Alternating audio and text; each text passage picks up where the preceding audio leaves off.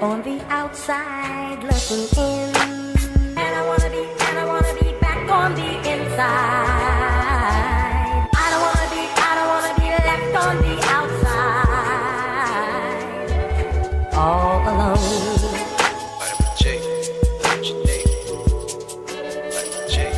All alone.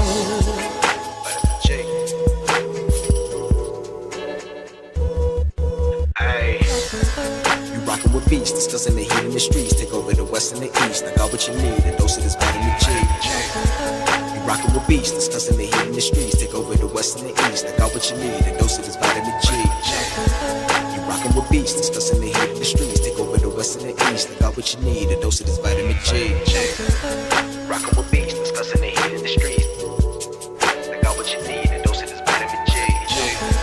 You rockin' with beats, discussing the heat in the streets.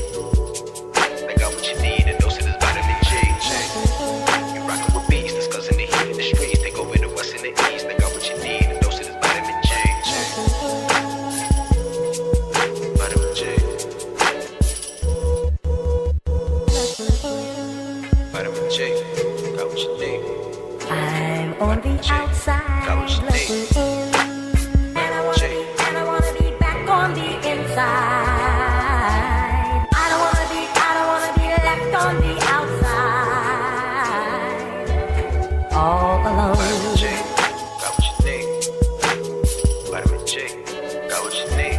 All alone. Discussing that heat in the street, hey, we got just what you need on vitamin G. You rockin' with beats, discussing the heat in the streets. Take over the west and the east. I got what you need, a dose of this vitamin G. You rockin' with beats, discussing the heat in the streets. Take over the west and the east. I got what you need, a dose of this vitamin G. You rockin' with beats, discussing the heat in the streets. Take over the west and the east. I got what you need, a dose of this vitamin G. Rockin' with beats, discussing the heat in the streets. I got what you need, a dose of this vitamin G. You rockin' with beats, discussing the heat in the streets.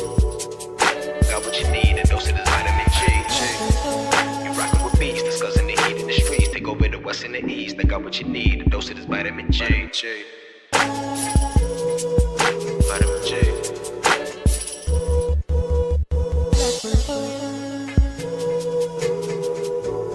I'm on the outside looking in, and I wanna be back on the inside. I don't wanna be left on the outside, all alone.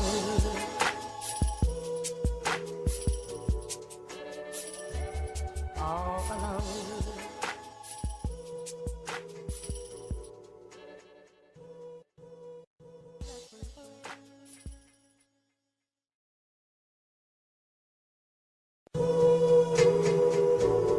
I'm on the outside looking in, and I wanna be back on the inside. I don't wanna be left on the outside, all alone.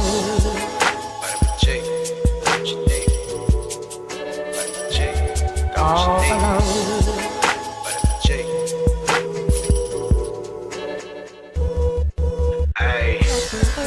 Rockin' with beats, discussing the heat in the streets. Take over the west and the east. I got what you need, a dose of this vitamin G. You rockin' with beats, discussing the heat in the streets. Take over the west and the east. I got what you need, a dose of this vitamin G. You rockin' with beats, discussing the heat in the streets. Take over the west and the east. I got what you need, a dose of this vitamin G. Rockin' with beats, discussing the heat in the streets. I got what you need, a dose of this vitamin G. You rockin' with beats, discussing the heat in the streets.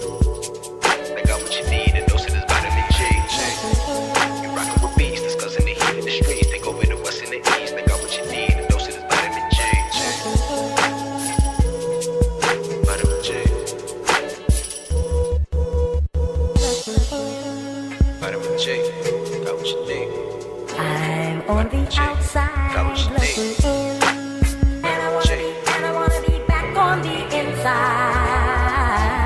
I don't wanna be left on the outside, all alone. Vitamin G, got what you need. Vitamin G, got what you need. All alone. Vitamin G.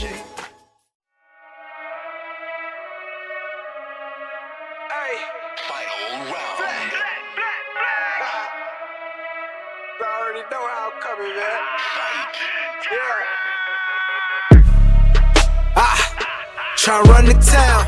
Tell no duck when they hear that sound. How they gon' come up now? Heavy as the head that'll wear that crown. I'm going pound for pound. And if it's about smoke, then we tote all of that. From an ounce to a pound. Check it, they biting this now. Cause my drip right up the seat. How could they be? Give me a couple of rounds. Cause I'm a beast when I'm on vitamin G. You see this start crumbling now. Mind struck, start mumbling now. Get the gist, I ain't reaching for cloud. Plot twist, I'm the one with the keys. Clock blitz, know they look how it freeze. Different continents, I be torn. We living life, making yours look boring. See, we win at the end, it's a spoiler warning. Cause I keep heating up, I might blow the whole planet. They calling me toxic like global warming. But they keep tuning in once again and again. I'm the one at the top, just a formal warning. Truly, I'm De Niro when it come to movies. Get De Niro, entertain the groupies. Habanero if you come pursue me. But I hop on the game, too busy rolled up whenever my girl getting moody. Link up with the gang, we all go insane. Catching them does on the duty. I'm in Stixie, I'm locked in. Bought a box, I was like 10. Back then, used to box, nowadays they ain't throwing hands. Mama said we got more advanced. One thing about me, I adapt, bought a Glock fin. Keep me safe from the block in. The game kept me off the block. Ain't got flex about looting my Ruger. I can shit on you with my computer. See my graphics card costs more than your damn job can afford to pay you.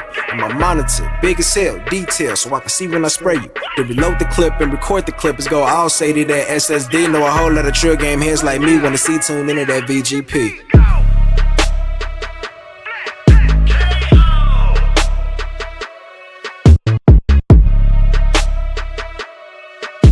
Take over the west and the east, and we got just what you need on vitamin G.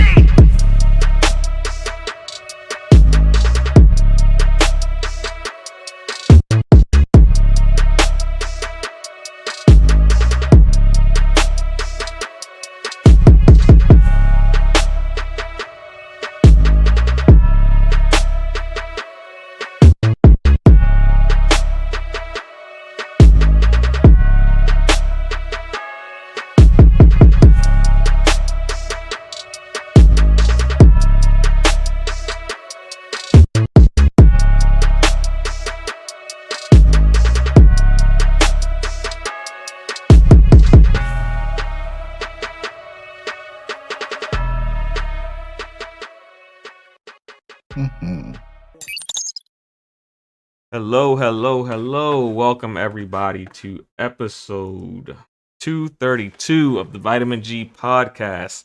I, for once, am not starting the show off muted. Stream is looking good. How is everyone doing today? Is on time. Oh yeah, Jube's on time. That. Well, Jube's on time because we started the show a little bit late, but you know, that's neither here nor there. But yeah, how's everyone doing? Nappy, how you been? What you been playing? Hey, how's it going? So, I haven't done much PC gaming, but I have been doing some mobile gaming. I got another mobile controller sent to me. Yeah, so I got the GameSir X3 controller. So this is the controller with a built-in cooling fan for your phone. That's what's up. So for you hardcore, like, my phone does not cool from the center. Yeah. So let me tell you about this. So I didn't realize how like diving deep into like this mobile gaming, like there's potential there, but there's still a lot of greediness. NBA 2K Infinite is damn near the same as NBA 2K on a console, which is scary. I was shocked at how well it ran.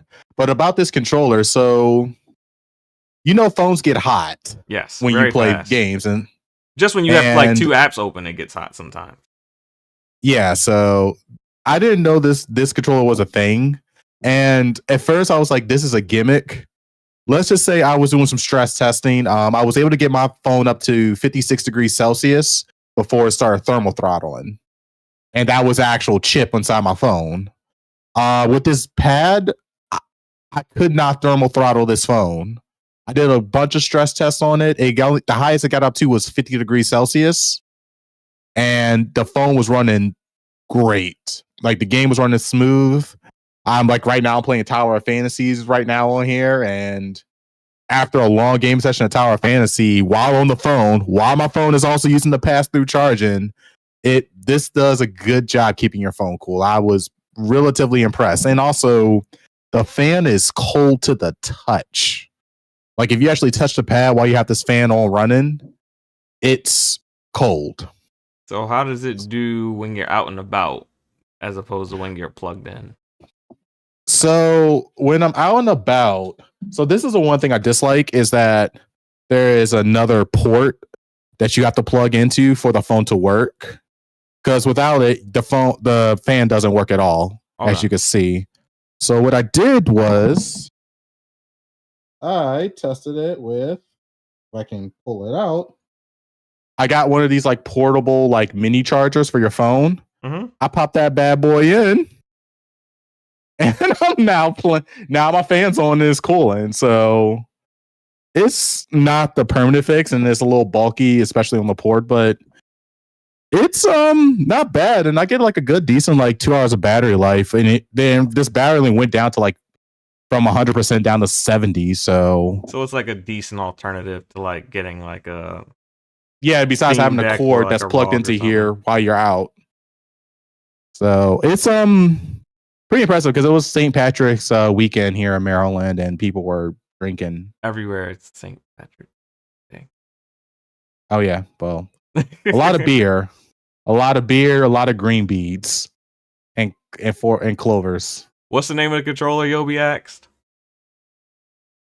Yobi, this one is the GameSir X3. So you can find this on Amazon for about $100. Now, I will say that this controller is not phone case friendly.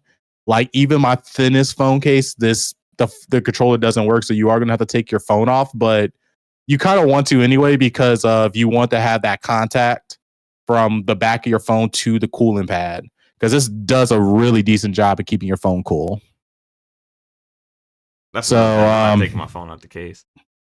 But hey, yeah, that's like another downside. But unless you got right now the best gaming phone is the Red Magic 9 Pro. So if you got $900 and buy that gaming phone that's more powerful than a Galaxy S24 Plus and has a built-in cooling fan, like a legit fan, then this will probably be a decent alternative. But that's like the only downside that I found for this controller is that like I wish there was this pass-through charger can also power the fan, or my phone could power the fan, and the fact that I got that no phone case whatsoever will work with this phone. You have to take your phone case out. But it's kind of an okay thing because the cooling pad. So okay. All right. And that's pretty much about it. Like I said, been working on some reviews, but my brother came in town St. Patrick's weekend, and I was able to try out mobile gaming though, and I'm just intrigued at all these mobile controllers for your phone and the mobile games that are coming out, because now I learned the Division is about to come out with a mobile game, which I'm like, oh damn, supposed to be coming out soon. Mobile is Call of Duty Mobile. Warzone's about to come out the 21st. I'm like, damn. Yeah, we gotta recognize that mobile is now a legitimate platform for gaming. Not for me. He said not for me. It don't gotta be for you, but it gotta be for these companies because they gotta turn profit. So, and the console market is kind of stagnant. So, I mean, also, do you want to know something crazy that recently happened? What? Guess how much money? There's a mobile game called Monopoly Go. Oh, pretty sure you heard of it. That's raking in all types of profit. Guess how much money it made in 10 months? I would guess probably like a couple billion. Well, yeah, it's billions, yes. Yeah, I would guess around like 1.2, 1.3 billion is what I would guess. Higher. Well, I'll just round it up. 2 billion. Okay. 2 billion in 10 months, and that's a mobile game. People love Monopoly. I when you said there's a Monopoly game, I instantly knew like, oh yeah, that's sold, because if you have one person that plays Monopoly and loves Monopoly, then they have a group of people they play Monopoly with. So one download is 4 downloads because you're going to tell other people to download it. And people play those type of games when they're at work with friends that work at different locations and yada yada yada. They monetize dice rolls. How the hell do you do that? When it's cheap enough, people don't pay attention and they just frivolously spend money. That's just kind of how that goes. Like I said, I'm starting to get impressed with the mobile game scene. Also, there's a Madden mobile as well. Yeah, that a lot of people are hopping into because they say like they're tired of regular Madden, and at least you can keep all your players. Yeah.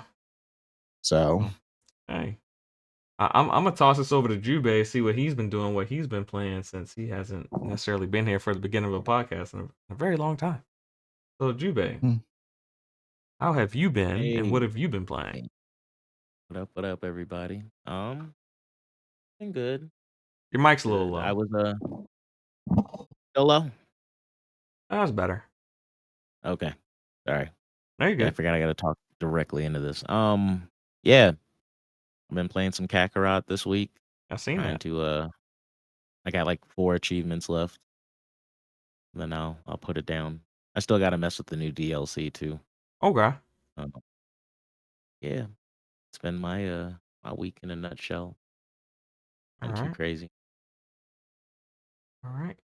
And Omar, know you've been knee deep in Final Fantasy 7 Rebirth. What else you been playing, man? What else you got going on? Top. Yeah. So just River. Now that I'm podcasting, I'm gonna play Doom or might try Sandman. But other than that, yeah, no, it's just Rebirth. Also, shout out to Yobi for sharing the stream out Yeah, shout out to and Yobi. retweeting it. Um, and last but certainly not least, Zero. How have you been? What have you been playing? And how was your St. Patty's Day weekend? What's going on, everybody? Not St. Patrick's Day weekend was fine. I didn't do anything, so that was wonderful not to have to go out and drink green beer and do all that type of stuff. So very comfortable, very relaxing. Um, Stayed at home, played some Final Fantasy, Yeah. and Monster Hunter. As you So should. yeah, finally got to the Golden Saucer. Okay. So you're at Ooh. chapter Loving it. chapter 8 then. Yeah, at You got chapter there for the 8. first time. So about to head under the Golden Saucer. Yeah. So I'm having a good time with it. I love the Golden. My most excited thing was this, like seeing it remade in all its glory, and it held up impressively. So I was very happy about that. Otherwise, that's mostly it, man. Just that and Monster Hunter.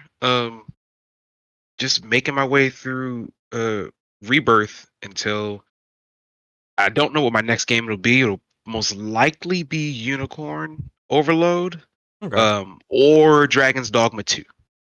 Mhm. Oh, Dragon! I'm waiting for Dragon with Dogmas 2. That is going to be my Yeah, game. And I love What Tales of about Arise. Rise of Yobi. Ronin? I beat that in the expansion like a couple months ago. I absolutely loved it. What about Rise of Ronin, Zero? Yeah, Rise of the Ronin I'm comes out in what? Next week? Same month, It comes out same day, same day. Yeah, but it comes same out day next Same week, day. right? Ooh. Yeah. So, Dragon Dogma 2. Yeah. Yeah, I know Yeah. they come out the same Oh, day, Oh, but they're that's trying to go next head week, to head right? with Dragon Dogma. so actually, I gotta amend my statement. It probably won't be Dragon's Dogma because there's a third game that comes out, and Princess Peach's Showtime comes out, I believe, the same day as well. Because I know So Which game? realistically, Peaches. I know Let's play MLB Princess comes Peach out. I know first. MLB comes out tomorrow for Sony. So I don't. Yeah. So Rise of the Ronin is next week, and then Dragon. Rise of Ronin is the 22nd. Which is Yeah, Rise of Ronin and Isn't that Dragon next Dogma week? as well. What's today? Today Yeah, is it's next the week. 18th, so that's later on this week, actually. So Rise of the Ronin, Princess Peach, and Dragon's Dogma all come out on the same day. Okay. So I mean- I'll be doing Princess Peach first because I played the demo. I like that. Then probably Dragon's Dogma. I've not disliked Rise of the Ronin. I've just not been terribly interested to try it. Yeah, I mean, it'll be something I'll probably get it looks down like a later decent in the game. year. I think it's gonna be pretty good. Yeah, Rise But of Ronin I is think, actually what 15 so far. I do think it falls short visually of what people expect, though. But I do think it, nonetheless, I think it's gonna be a very good game. It's a theory of damn if you do, damn if you don't. Because if the game is too much, too beautiful, people are gonna say focusing on graphics. Well, the thing When it's is, focusing- it's kind of in the same style as Ghost of Tsushima, and I know a lot of people feel that Ghost of Tsushima, even though it was made years ago, looks better than what Rise of the Ronin currently does. But at the same Yeah, time, but Rise of the Tsushima Ronin is way different. yeah, Rise of the they are Ronin. different, but they're in the same style. So like when people see that, they have similar expectations. But Rise of the Ronins has more in-depth environments that are you can interact with more. Like you can topple whole buildings in Rise of the Ronin. can't really do that in Ghost of Tsushima. So it's a different game. But I think being that the game didn't like visually hit the way people expect, I just think that kind of dropped the hype on the game a little bit. That's just my personal opinion, but I still think the game's gonna do well, and I think it's gonna be a very good game. Team Ninja, they do a great job with almost everything, so I have faith. But yeah, me, I actually beat Final Fantasy Rebirth. Congratulations. Crazy. I thought chapter 13 was the last chapter. There is a chapter after chapter 13. Mhm. So I went in with the expectation that chapter 13 was the last chapter. I started it at like 4 p.m. on Friday. And, I did have like, parental obligations in between, like making dinner and stuff like that. But that didn't take too much time. It took me till like 5 a.m. to beat Rebirth. It was like a straight like 12-hour grind basically. Wait, from one chapter?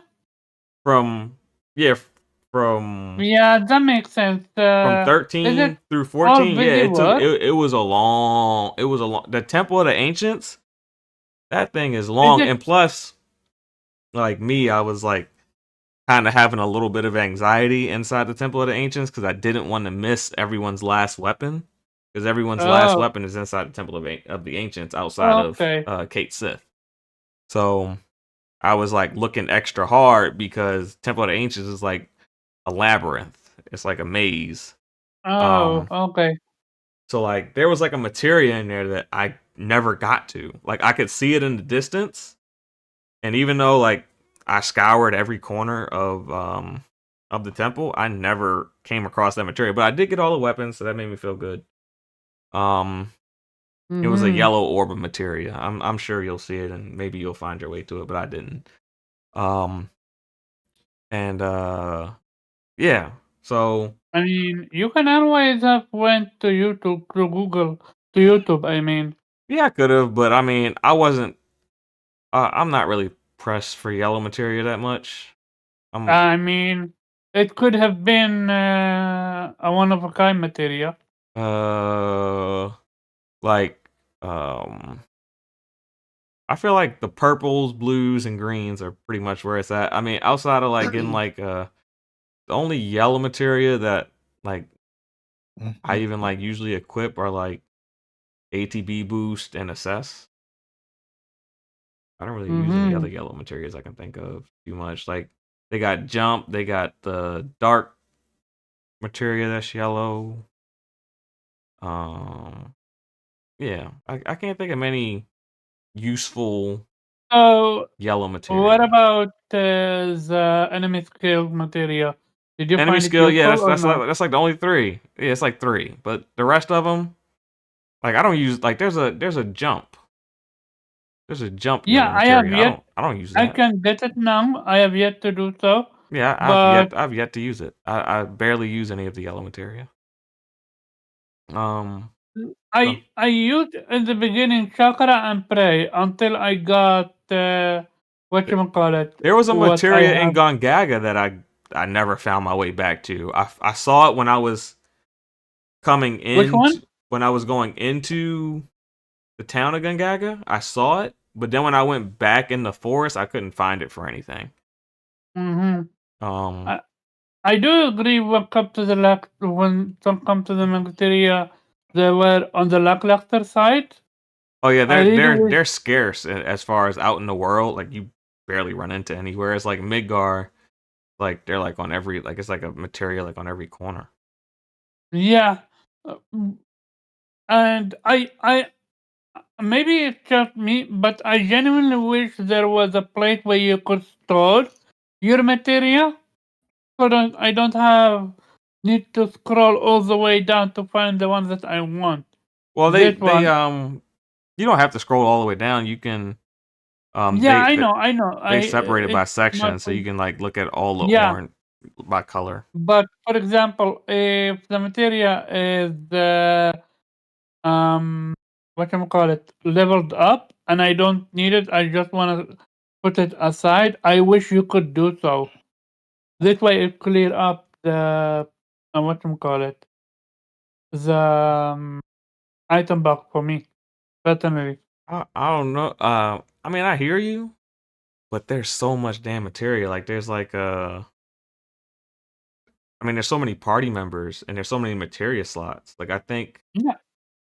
by the end of the game, I haven't even maxed out all my characters yet. So like, you gotta, I guess, max out the team skills in order to get all the materia slots. But it's like you have like 14 materia on each character.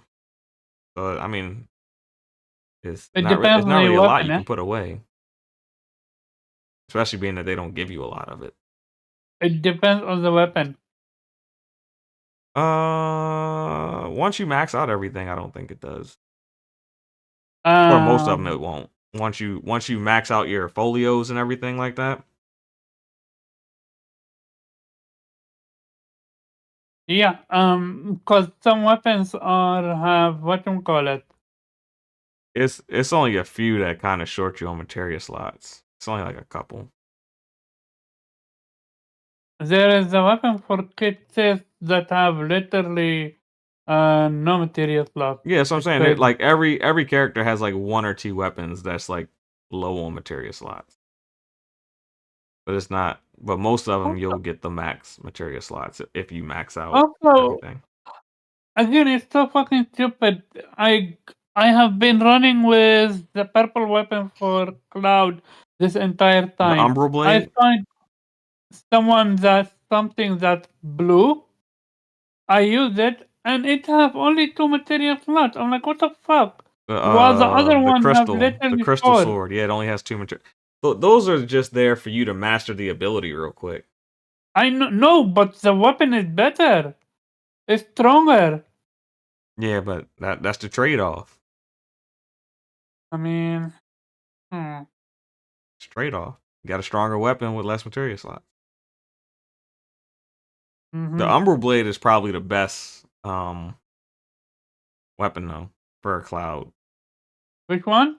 The Umbral Blade, the purple one. Really? Yeah. Better than one that look like almost like a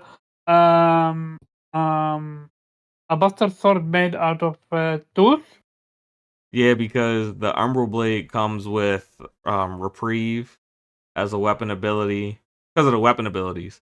Comes with reprieve. What does it do? Oh yeah, it res you.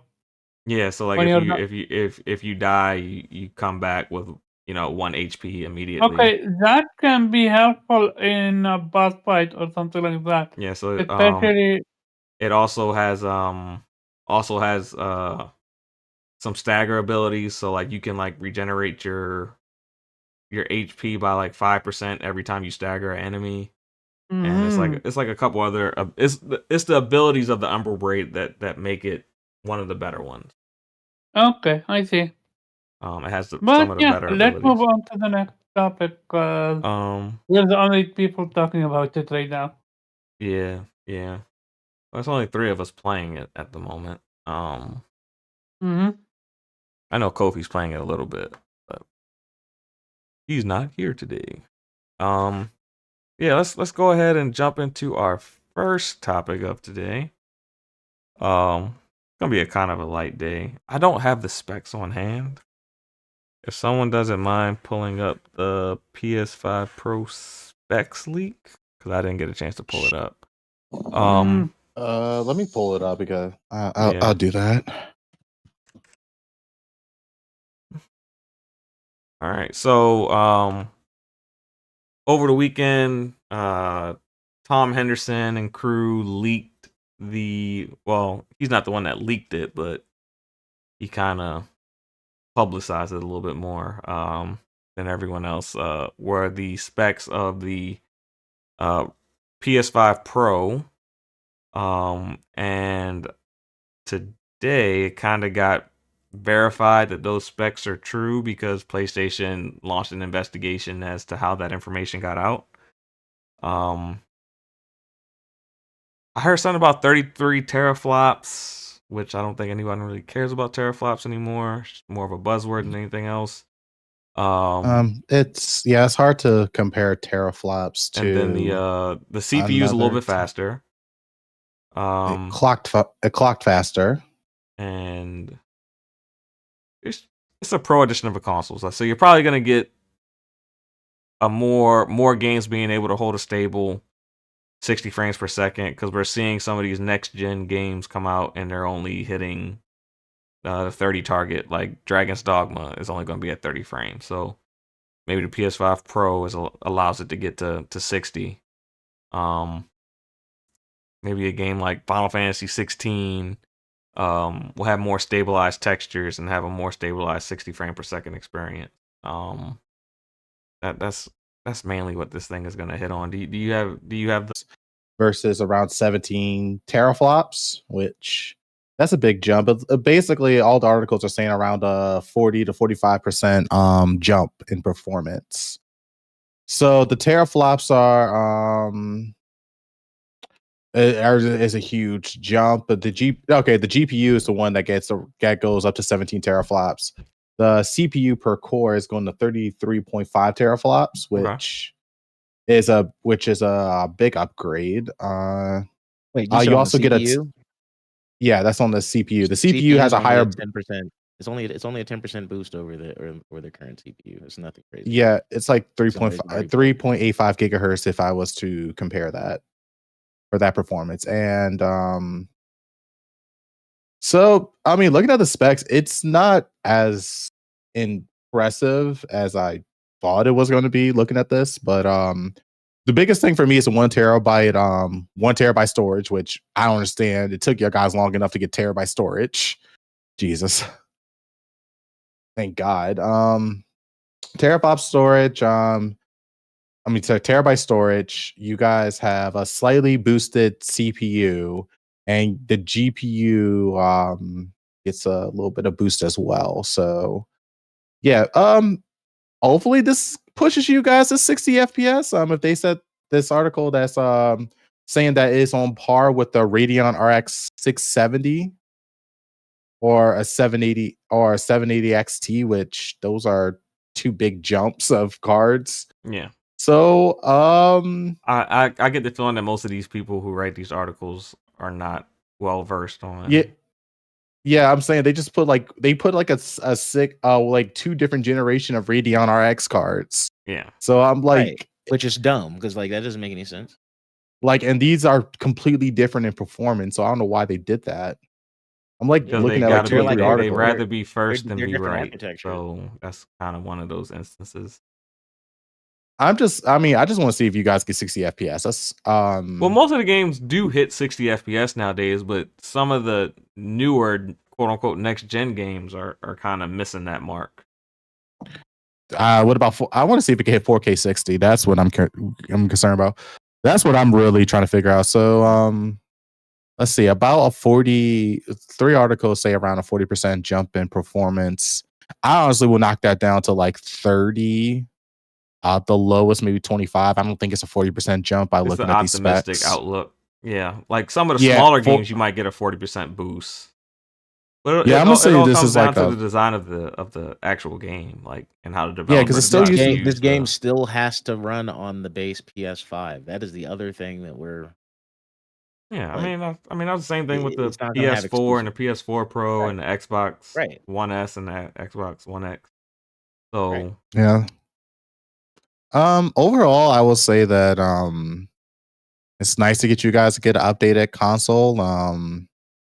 Is it though? It's not by much, and I hope you guys can get that 4K 60. If not, then why are you doing this? And I'm also glad you guys get a terabyte storage. Yeah, I'm not big on the Pro. It feels a little late in the generation. It is kind of late. I say like you guys got another 3 years this generation. I'm not necessarily a fan of the. You mean early? No, it's kind of late in the generation. the generation started in what 20. It started in 2020 when the pandemic first happened. So at this point, Yeah, it feels like, so we got to remember half of the cycle was literally during the pandemic era. So we're talking about the console launching at the end of 2024, basically 2025. Yeah, so it's supposed to be expected the holiday season this year. So, and then you're talking about a new console, maybe 2028. So yeah, that's kind of late. Yeah. I was waiting to see if it had GDDR7. I hear nothing about GDDR7, so I don't think it's gonna go that. I don't think it's gonna be. I don't think they're gonna put that You much getting into PS6 investment territory, into bro. it when they got a new console in the works 3 years later. I mean, I think it's just a slight performance increase. For people to get another PlayStation 5 because everyone already owns PlayStation 5s. I don't think people are necessarily going to get another PlayStation 5. I think a lot of people will trade in the one that they have and get the PS5 Pro. That'll be most people. I mean, I guess if for that performance bump, it's good, but it depends. It really depends on this performance bump. Because it's using the same CPU, it's just clocked slightly higher. Yeah. Omar, what are your thoughts as a PlayStation guy on this PS5 Pro? Me? You're asking me? Yeah. Okay. No, I didn't hear you. That's why. Look, I'm gonna keep it very simple. I'm a gamer. I don't care about specs, like for real. I have no idea what something called. I still like how many years we're in, and I still don't know what the fuck a teraflop means. Yeah, so but as most people, but this new piece of hardware coming out, will it entice you to purchase a Pro, or are you comfortable with the 5 you already have? No, I have never been a person about what we call it specs. Like I play games at 30 FPS. I don't care. So I'm not gonna upgrade to the Pro. If for some reason my PlayStation 5 dies, 1, I will be screwed. 2, I will be forced to upgrade then. But besides that, I never upgraded to the PS4 Pro until I found a way where I could literally trade in my old PlayStation 4 and pay $100 extra, and I got a PS4 Pro. I did it just to get warranty out of it because my old PlayStation 4 didn't have any warranty anymore. So if there is something close to it with the PS5 Pro, I might trade my PS5 in then. I would remove what can call it, the SSD. Yeah. And put it in with the new one, but that's about it. Okay. Also, very quick to mention, it's super simple to focus on specs and stuff like that. But look at what Platinum have accomplished with the base PS5. I mean, it's impressive what they did with the base PS5 with the chips they have now. I'm not knocking it. It's just the 4K 60 FPS is like something that like the big AAA titles you guys weren't able to achieve 4K 60. So I'm curious, will you guys finally get that 4K 60 they promised y'all since 2020? I think 4K 60 is a pipe dream for AAA titles. I really do. Even with a Pro model. Yeah, because even the RTX 4090 has difficulties hitting that. Yeah. And that's like the most powerful graphics card currently on the market. Yeah, I don't think that's realistic. I question if this gonna make GT6 or GT7 60 FPS. I'm sure that any game can hit 60 FPS. I could see GTA being 60 because I don't think willing to sacrifice in order. Yeah, I don't think I must say I don't think GTA 6 is going to be graphically intensive because they kind of have like GTA is a big world. I think they just want to make the world more immersive, and also, God forbid, when GTA Online comes out, if they are going to keep the old one or if they're going to add on a new remake for it because of the new game, Like I think they wanted the game to be more optimal as possible Yeah. to keep people in, so the gameplay could be really smooth. Because GTA 5 is still going strong. Yeah, I don't think 60 FPS is the problem. It's, what you're willing to sacrifice to get that 60 frames per second. A lot of these big AAA games are not willing to sacrifice like fidelity and things like that in order to achieve that target of 60 frames per second. I didn't say 60 is a problem, but it would be a very great marketing value to have a console that can reach 60 FPS with GTA 7. I don't think 60 frames per second has a lot of marketing value. I think most consumers don't care or know what frames per second is. That's more of like a hardcore type deal. Hardcore gamers. Yeah. 1440p is the one that everyone's aiming for right now. Yeah, like your hardcore audience cares about, resolution and frame rate. Well, 4K is a resolution. That's so what I'm saying. It's more so. Yeah, it's more so like smooth gameplay. That's the biggest thing. So they usually developers can cap in their games at 30. So that way you guys have a consistent frame rate, then jumping up from like 50 down to like 30, back up to 45, down to 20.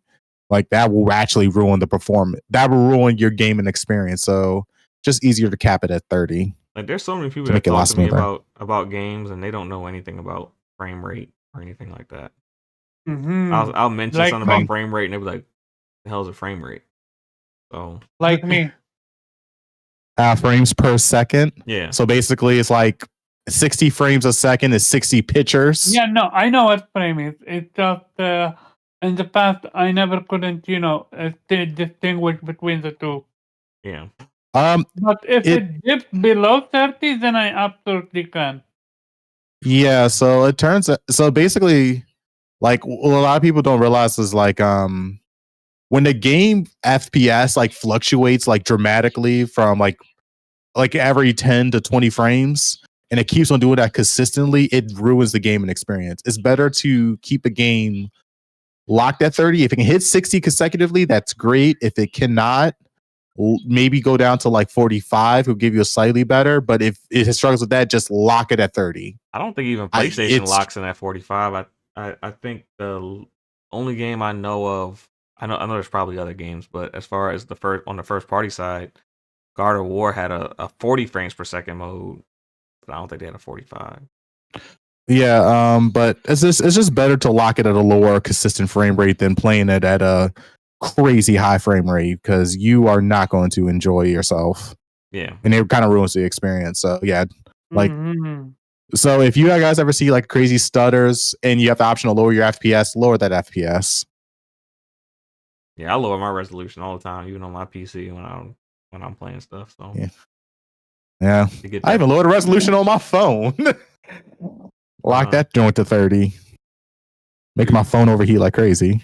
You're kind of a tech nerd. What are your thoughts on this PS5 Pro Spec Leak, and is it a product you'd be interested in purchasing? It's modest.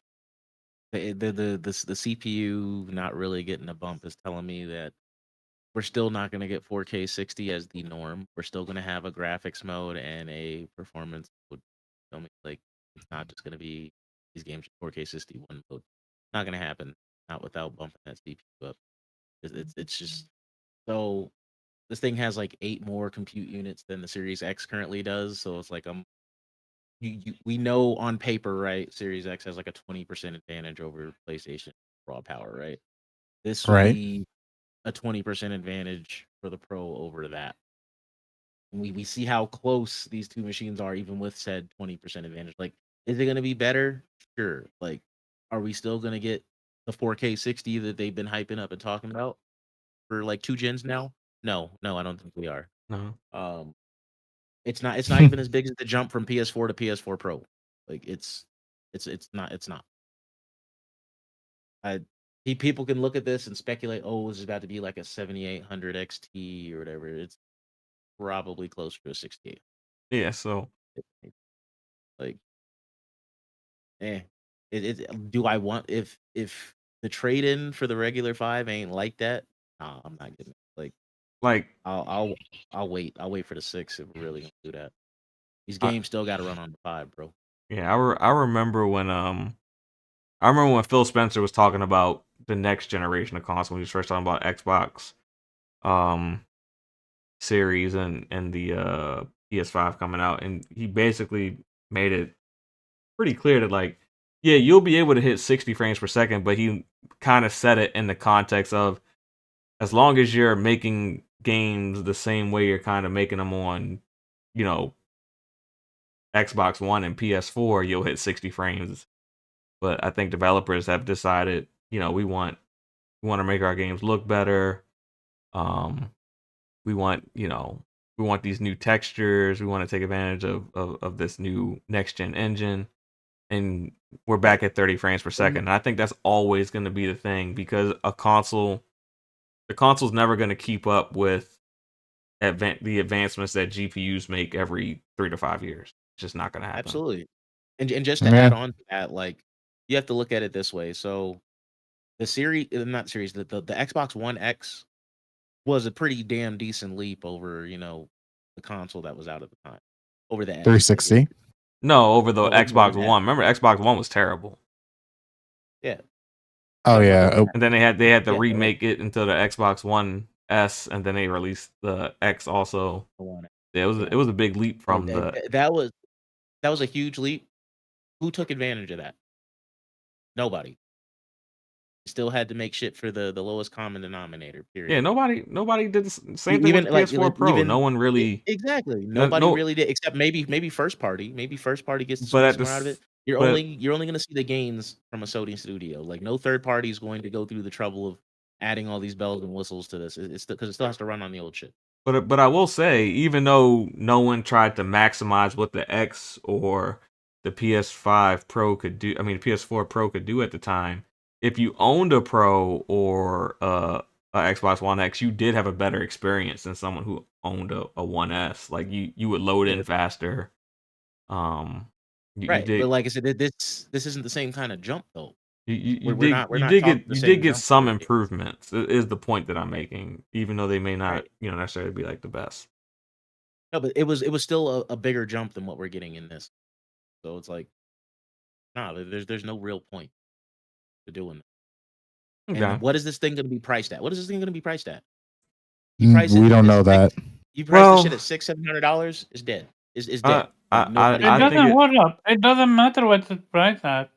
The people that want it gonna get it. The people that don't want it. Oh, it definitely matters what it's priced at. Because I mean, people that want it are gonna get it, but there are people who are gonna want it that necessarily won't be able to afford it either. So I mean, wait, hold up. But that's a Pro. Yeah. The Pro is always going to be more expensive, and you're gonna always get more for your buck than the base not one. necessarily. Not necessarily. When the Xbox One X and the PS4 Pro came out, they weren't necessarily more expensive than the PS4. The PS4 became cheaper, and the PS4 Pro basically replaced the original PS4 they might do price something point. like that. The most I can see is it one selling it for $600. I think it's gonna be more than that, honestly. Just because we're in a different landscape than we were a few years ago, where the parts that were used to make consoles became cheaper over time. They're not becoming cheaper. So I would lean towards this Pro being in that $700 to $800 range. Me personally, I think it'll be in the. I can see that would be insane. I can. It's a premium. I think it'll be marketed as a premium device, and I think it'll be. I mean, think about it. The PS5 right now is what, 550 or 450? No, 500 USD. 500. 550 everywhere else. Yeah, so if it's 550 everywhere else, why wouldn't it be 7 or possibly 8? Because no, you're not going to charge $50 more for a Pro.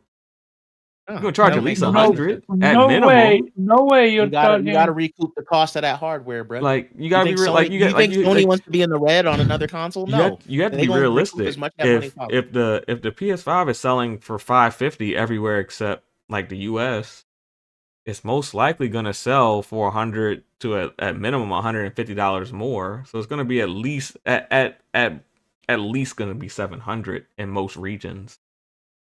So I'm thinking between $700 and I can't see $800. it that much. Huh? I can't see it being that much, but that's okay. Actually, you know what? I could see it being 600 because of the leap in It's not going to be CPU $50 more. and the This extra is and gonna be 500 gigabyte more 600. storage. $50 It's not gonna more hit for a Pro? 700. You think it's going to be It's a a $50 high price frequency difference mode. They between a upped the Pro clock. and a standard Like I said, it's PlayStation kinda weird. 5? Yeah, it's just that because of the higher CPU and the 500 extra gigabytes There's of not storage a- is going to justify it being 600. There's not a $50 Right, gap. the There's not a current- $50 gap between the current PlayStation already has a 1 terabyte. There is PS5 no more diskless and the 500. PS5 disc version. Wait, there's a 1 terabyte PS5? I have never heard of that Yeah, one. the Slim. It has 1 terabyte in it to start. Yeah, The It doesn't Slim? have that Oh. it doesn't have that bullshit 600 gig, whatever the fuck that was. No, it's a terabyte. but I'm saying like if the PS, how much is the PS5 digital right now? Right now, That's what the was it? $500 one, What was right? it? $449, I think. Yeah. So there's a $100 difference between the. No, it's $440. It's a $50 difference. No, it's a $50 difference. It's a $50 difference. That's what I thought. It's a $50 difference between those two. I can't see there being a $50 difference between a PS5 and a PS5 Pro. I can't Yeah, see the difference being a video game. No way. I can't see that, me personally. I But can't see them selling something at 700, 800. Like, nah. 600. No, it's gonna be 700. It's gonna be 650 for the discless one because apparently this is also gonna have the option to be discless. It's gonna be 650 and $700. That's what we're looking at. yeah, it's Like, gonna let's- be. we gotta be It's real. gonna be at if least there is- $100 more than If the there is a PS5. discless version, then it can be 600, 700, then maybe.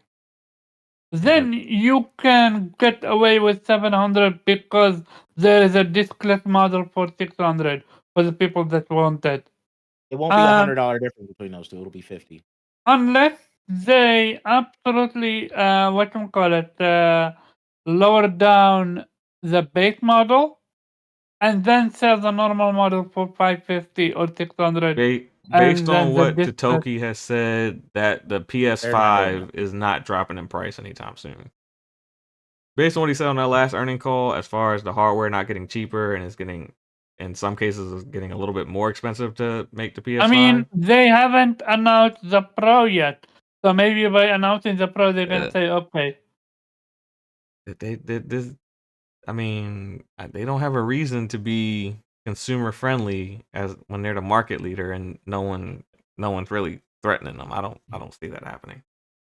Hey. Um, We're going to see. It's going to be interesting, that's for sure. But Zero, what are your thoughts on this PS5 Pro and the specs leaking and all that supposedly coming this holiday? As far as the PS Pro as a whole, I'm massively uninterested. I understand that it's just at this point it's just part of the game, right? Like there is some mid-gen to late-gen refresh, but it's not for me. I've never bought a Pro system before. I probably won't start now. However, like Jubei said, like if the trade-in is good, sure, I'll go for it. And so, at least in my head, like I'm not spending any more than $100. And that still feels like a lot for me. If I trade in my PS5 to get the PS5 Pro, I'll take it.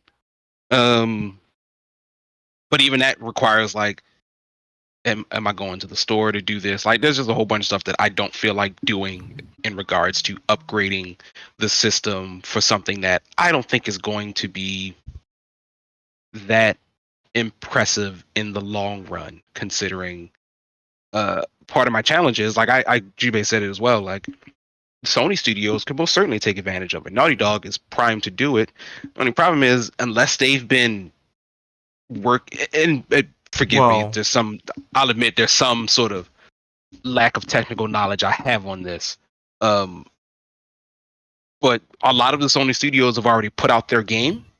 Or they hit the reset button on whatever they were working on. One of the two. Yeah. We already know that they did have been, I'm pretty sure every PlayStation studio have already received the Pro. Oh yeah, they already have the dev kit, but Yeah. he's saying Yeah. that most of your studios have already released their game, or they've hit And the What reset I button. what and I they're- also want to know, are they going to charge us to get those features on the Pro like they did? Going from the PS4 so now version instead to of it PS5? being $70, it's $80 to unlock the Pro features. That's what I'm saying. Is that if that's going to be a thing? Absolutely not. I mean, I certainly wouldn't be surprised if it was. I mean, I wouldn't be surprised either when they talked about their monetization plan for the next Spider-Man game. So, But also because the Spider-Man online leak. I forgot about that. Wait, Yeah, I hold on thought one this second. one was cancelled. Hmm? The Spider-Man one was cancelled. It was? Oh, damn. It looked pretty decent. That's a crazy but concept. apparently it got cancelled. and so Why? that's part of it. Like if Sony has already released a couple of their big hitters already, chances are we're not seeing these guys again until the next system. So like I don't really expect to see Kratos again until the next system. Maybe I will, maybe we won't. Well, so apparently they're working on Atreus only standalone game. I'm sure Atreus will get a wonderful game. Will it be coming out in this generation? I don't Yeah. think so. I just think with the long cycles of dev time, it's not shocking to think that we won't see Atreus until the next system. Like I don't even think anybody's shocked about something like that. I feel you in that end, but this one is a standalone, like Miles Morales. It's not gonna be that big. Yeah, And but Miles also, it's Morales gonna was a standalone in the same exact city, so it didn't have as much development time. It was easier to do that if you're doing a standalone game for Atreus, and you have to build out a whole new map, a whole new environment, expand on his skill set, being that he's now the vocal main character. That's gonna take time. Yeah, and again, it certainly can possibly come. But like that's just my thought for all of these, right? Like it's just if we've got some of the really studios who could really take advantage of this, like are they going to be able to on the Pro, or will they save it for the next system? Who knows? Like somebody's going to come out with something and it'll probably look very nice. But just like before, I expect to see a lot of remasters, upscaled with Pro technology. Which, like, if that's what you're into, it'll that's probably what you're be a into. lot like the end of the PS4 generation, where like Last of Us and Ghost of Tsushima released a couple months before the PlayStation 5 actually came out, and then they charged you like an extra $10 for the PS5 features. Yeah, so that's fine. Like this is a purely luxury product, so it is only for the luxurious gamers who want to have the top of the line at every step of the way. So you can sort of get away with charging them whatever you want to. You know what's crazy? A lot of people that are gonna buy these PS5 Pros are not even gonna have the TVs to take advantage of the features in the PS5 Pro. It's another. They don't even have the HDMI cables, which is going to be hilarious. Well, it comes standard with the HDMI cable that you need. I'm about to say, how many people know about the HDMI 2.2 or 2.1 cables? Yeah, but I say it comes with the HDMI cable, so they'll at least have the cable. But a lot of people they don't. But I'm pretty sure a Pro is gonna come with its own cable. Like the cable's not the issue. It's that people don't really have the TVs that are needed to take advantage of the full feature set of said hardware. Hold up, is it just me or am I the only one? If I want to buy a new hardware, I'm gonna look up what the hardware does, what is need for it to be able to make use of it. Well, a lot of people miss a lot of things because of besides FPS, there's also respawn times for TV. So basically, how fast does your TV go? Like every time you push a command on your controller, how long does that command go to your PlayStation 5, then goes to your HDMI cable and shows to your TV? There is very few people that understand which TVs are the 1 millisecond respawn, because a lot of them are not. They're around like maybe 5 milliseconds or 10 milliseconds. So if you get like a Pro controller that has 1 millisecond respawn, but you're playing on the monitor or TV with 10 millisecond respawn, you're pretty much not getting the full features of your controller or console. So yeah, so like and plus TVs don't even like display response times as part of their specs when you go into the store because a lot of people It's not advertised for that. Yeah. Like most people aren't buying TVs for gaming. They just were like, does it look good? Yeah, so yes, I mean, it does. like, most people aren't spending more than $1,000 on a TV. Most people, but I say unless you get a gaming monitor, then yeah, that will let you know if it has a response time. You know, in order to take it, even of the Xbox Series X and the PS5 right now, you got to spend. Well, back I had to look right now, but back when the console was coming out, you'd have to spend close to like $2,000 to $3,000 on your TV in order to get the full feature set of the console visually.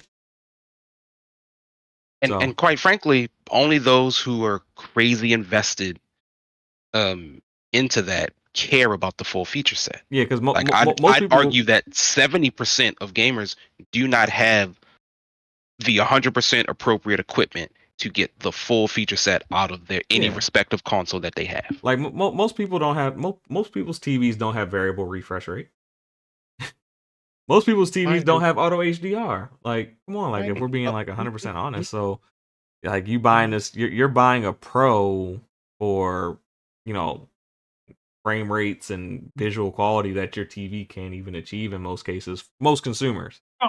There's gonna be dudes out there with that Sanyo TV But again, yep, those Roku TVs. Don't forget them Rokus with a PS5 Pro, and they can't. It really at that point isn't much different of an experience from having a base PS5 to a PS5 Pro at that point.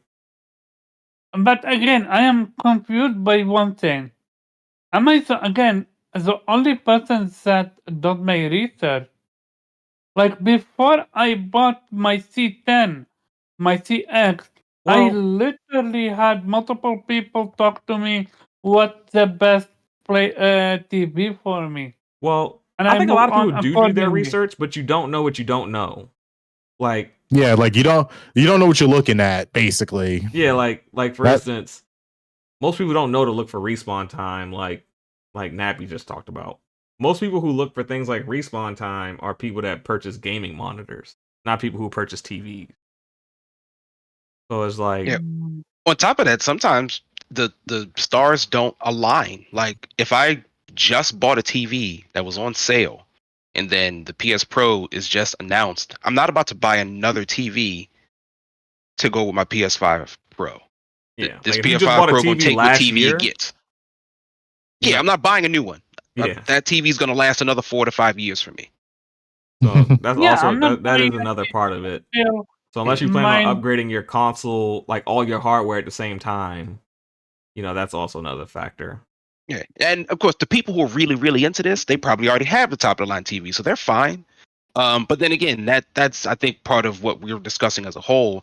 Just the whole point of this PS5 Pro. There's definitely an audience for it. We know those folks are going to buy it. It is what it is. But for everyone else, and I don't know how Sony views their Pro systems. Or any console maker, to be honest, I don't know how they view them as far as like, is this a success or not? Like, if the PS5 Pro sells less, do they view that as a failure? We don't know how much the Pro sold for the PS4. And we don't. Yeah, well, I just think any of them, like, and clearly, it was enough for them to think, okay, we can offer PlayStation 5 Pro. I don't think making these pro consoles is necessarily about. It's not 100% about turning a profit on the hardware necessarily. It's more so about keeping your product in the public eye. That's what I'm thinking. Like the Switch has 3 different versions at any currently right now. All of them do slightly different things. I don't know if Nintendo if the OLED is outselling the Switch Lite in the original. I don't think they view the Switch Lite as a failure because just so long as more people are buying Switches, it's fine. So if the PS5 Pro only sells to people who are hardcore into it, I still think that I think you're right, Pharaoh. Like they're not like, okay, that's fine. Like we tapped that audience, but we still got people buying our systems and still people are into the Sony ecosystem. Yeah, still in the public eye, basically. Yeah. Keeping your product in the public eye. Yeah, you can put out new commercials, do a whole bunch of other stuff. Yep. I think it's gonna be interesting to see if these specs are the final specs or Well, if it's coming out this holiday, it's the final specs. So at this Yeah, point, you gotta start can't change. It's way too late. manufacturing if you're gonna release it this holiday season. If they haven't already started. Yeah. Yeah. And to be fair, like it's still Also- always got to come down to the price. How much is this thing gonna cost? Is Xbox gonna do one as well? No, they already I thought they said Yeah. they're not. Yeah, Xbox already said they're not doing a Pro, and I actually think that's kind of smart. I don't. No, because like we have our Pro. It's the Series X. If you want a Pro Xbox, it's the Series It's X. true, If you don't, yeah. it's the S. Mm. We already have one. And also, with them buying up everything that they've bought up, they kind of, in a way, can kind of dictate, what the standard in visual fidelity is and things like that. In a way, because they do own so much content. We about to see that next gen joint in 2027, bro. I don't think we get a Hey, next gen listen, console in listen, 2027. listen. I think The Pro- 2027 was a number that people had in mind, but I don't think we're getting a new console in 2 years. That's just me personally. why. I don't think it's happening. Here's why. Because the Pro is happening. That's why. That is exactly why. They're not going to take 2 years on the chin now after advertising, most powerful console, whatever the hell. They will not take that for more than 2 years on the chin. But here's where I'm at also, Jubei. I'm also at a place where Microsoft just signed a deal a couple months ago to develop their own AI chip. Are they going to develop that AI chip and be able to mass produce it in a year and a half? Because it's 2020. We're in the middle of 2024 now, so they have to get it done by. We have 3 years. Next 3 year? years. November of 2027 is what I'm calling. Okay, but I mean basically in 2 years they got to get this chip developed, optimized, and out on the marketplace on a brand new console. They have 3 years and 8 months. To me, that's not a lot of time from today. 3 years and 8 months. I think you want at least 4 to 5 years to develop a custom AI chip. They can't lose the power narrative for that long, bro. It ain't gonna happen. I think they cannot. All right, they cannot. So I will meet you in the middle and say that Xbox may release that dockable handheld in 2027. No, that's coming 2026. All right, and then we get in the big boy 2027. Your timeline. No. I'm not rocking with this timeline. I just don't see it as feasible. With how Xbox is moving, why the fuck should they care about the power narrative? Because that was literally their whole marketing scheme for this entire the reason that Xbox please. cares about the power narrative is because that is what the original Xboxes that's what the brand was built on when they initially launched the Xbox. Yeah, but their plan was also built on exclusivity. And look what happened to that. Their plan wasn't necessarily built on exclusivity because they bought Mojang and Minecraft was still everywhere. I mean, they have plenty of their games have always been everywhere. It's like Disney. Disney has Disney Plus, but they still do have select content that's on other services. Clearly, they moved into a different direction. It's not clearly. They did. Does Xbox still have it? Does Xbox still have exclusive content? Dude, Yeah, they literally held a business meeting. Why the fuck would you do that if you're not doing something new? They had a business meeting because there was a lot of public outrage and discourse due to leaks coming out, and they had to publicly address it. You couldn't just let it fester. So you got to come out and address your audience and let them know what's going on at some point instead of just letting rumors run rampant. So you address it. And one of those games that were coming out like literally just dropped today. Hi-Fi Rush. It came out today. Yeah. Sea of Thieves is coming out when? Like in a couple weeks? Yeah. So I mean they were gonna have that conversation at some point anyway. It just happened a little sooner than what they wanted to have it. clearly they moved on with a different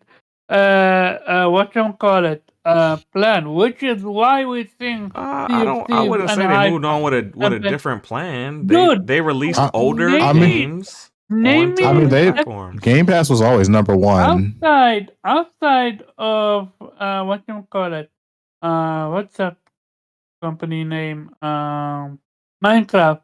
Name me a first party IP that went to PlayStation. That went to PlayStation. Yeah. Let's see. From Said besides Minecraft. besides Minecraft. Yeah, I said outside of Minecraft. Are we talking technicalities? No, what do you mean? I mean, because Microsoft's going to try to make money at the end of the day. You got Wasteland 3. You got Wasteland. You got Ghostwire, Psychonauts. You got Psychonauts. Yep. You got both of them were done before being acquired, though. No, Wasteland 3 was not done before being acquired. Neither was Psychonauts. They needed Microsoft's money to finish their game. Yeah, I mean, Psychonauts 2 they definitely did. I mean, what I mean by that is the game was already meant to go to PlayStation. Psychonauts. That doesn't matter. They still don't have a next gen version. Let's put it. Let's use your same logic. Stellar Blade was supposed to come to Xbox. It was already being developed for Xbox, and they canceled it. Yeah, I mean, because Sony gave them a bunch of money. That happens. That happens all the time. So I mean, games that are slated to Starfield was going to come to PlayStation at one point, and then now it's not. Now in the future that may change, but as of right now, it's not. The difference is PlayStation don't own the studio behind Stellar Blade, but Microsoft. They bought the IP. They own the IP. They can do it. Guess what? Microsoft doesn't own the studio that made Ori, and it's still on another platform. But it's not on PlayStation. But it's still on another platform. They still made it multi-platform. Yeah. They still made it multi-platform. Ori is on Switch. I know. Okay.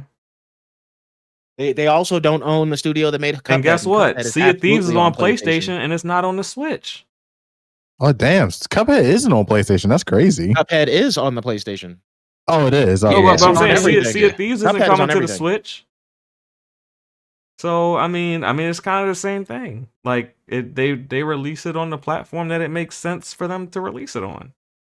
They didn't want to downgrade Sea of Thieves to the point where it was able to run on the Switch. So you truly don't believe this is a new business strategy?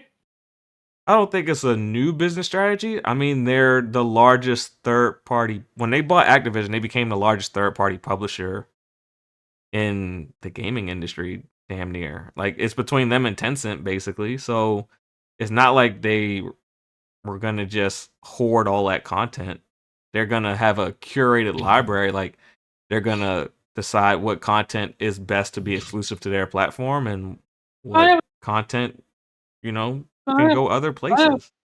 I have a question. If that's the case, if the plan for Hi-Fi Rush to always be on PlayStation, why was the PlayStation 5 version cancelled, and why is it only now releasing?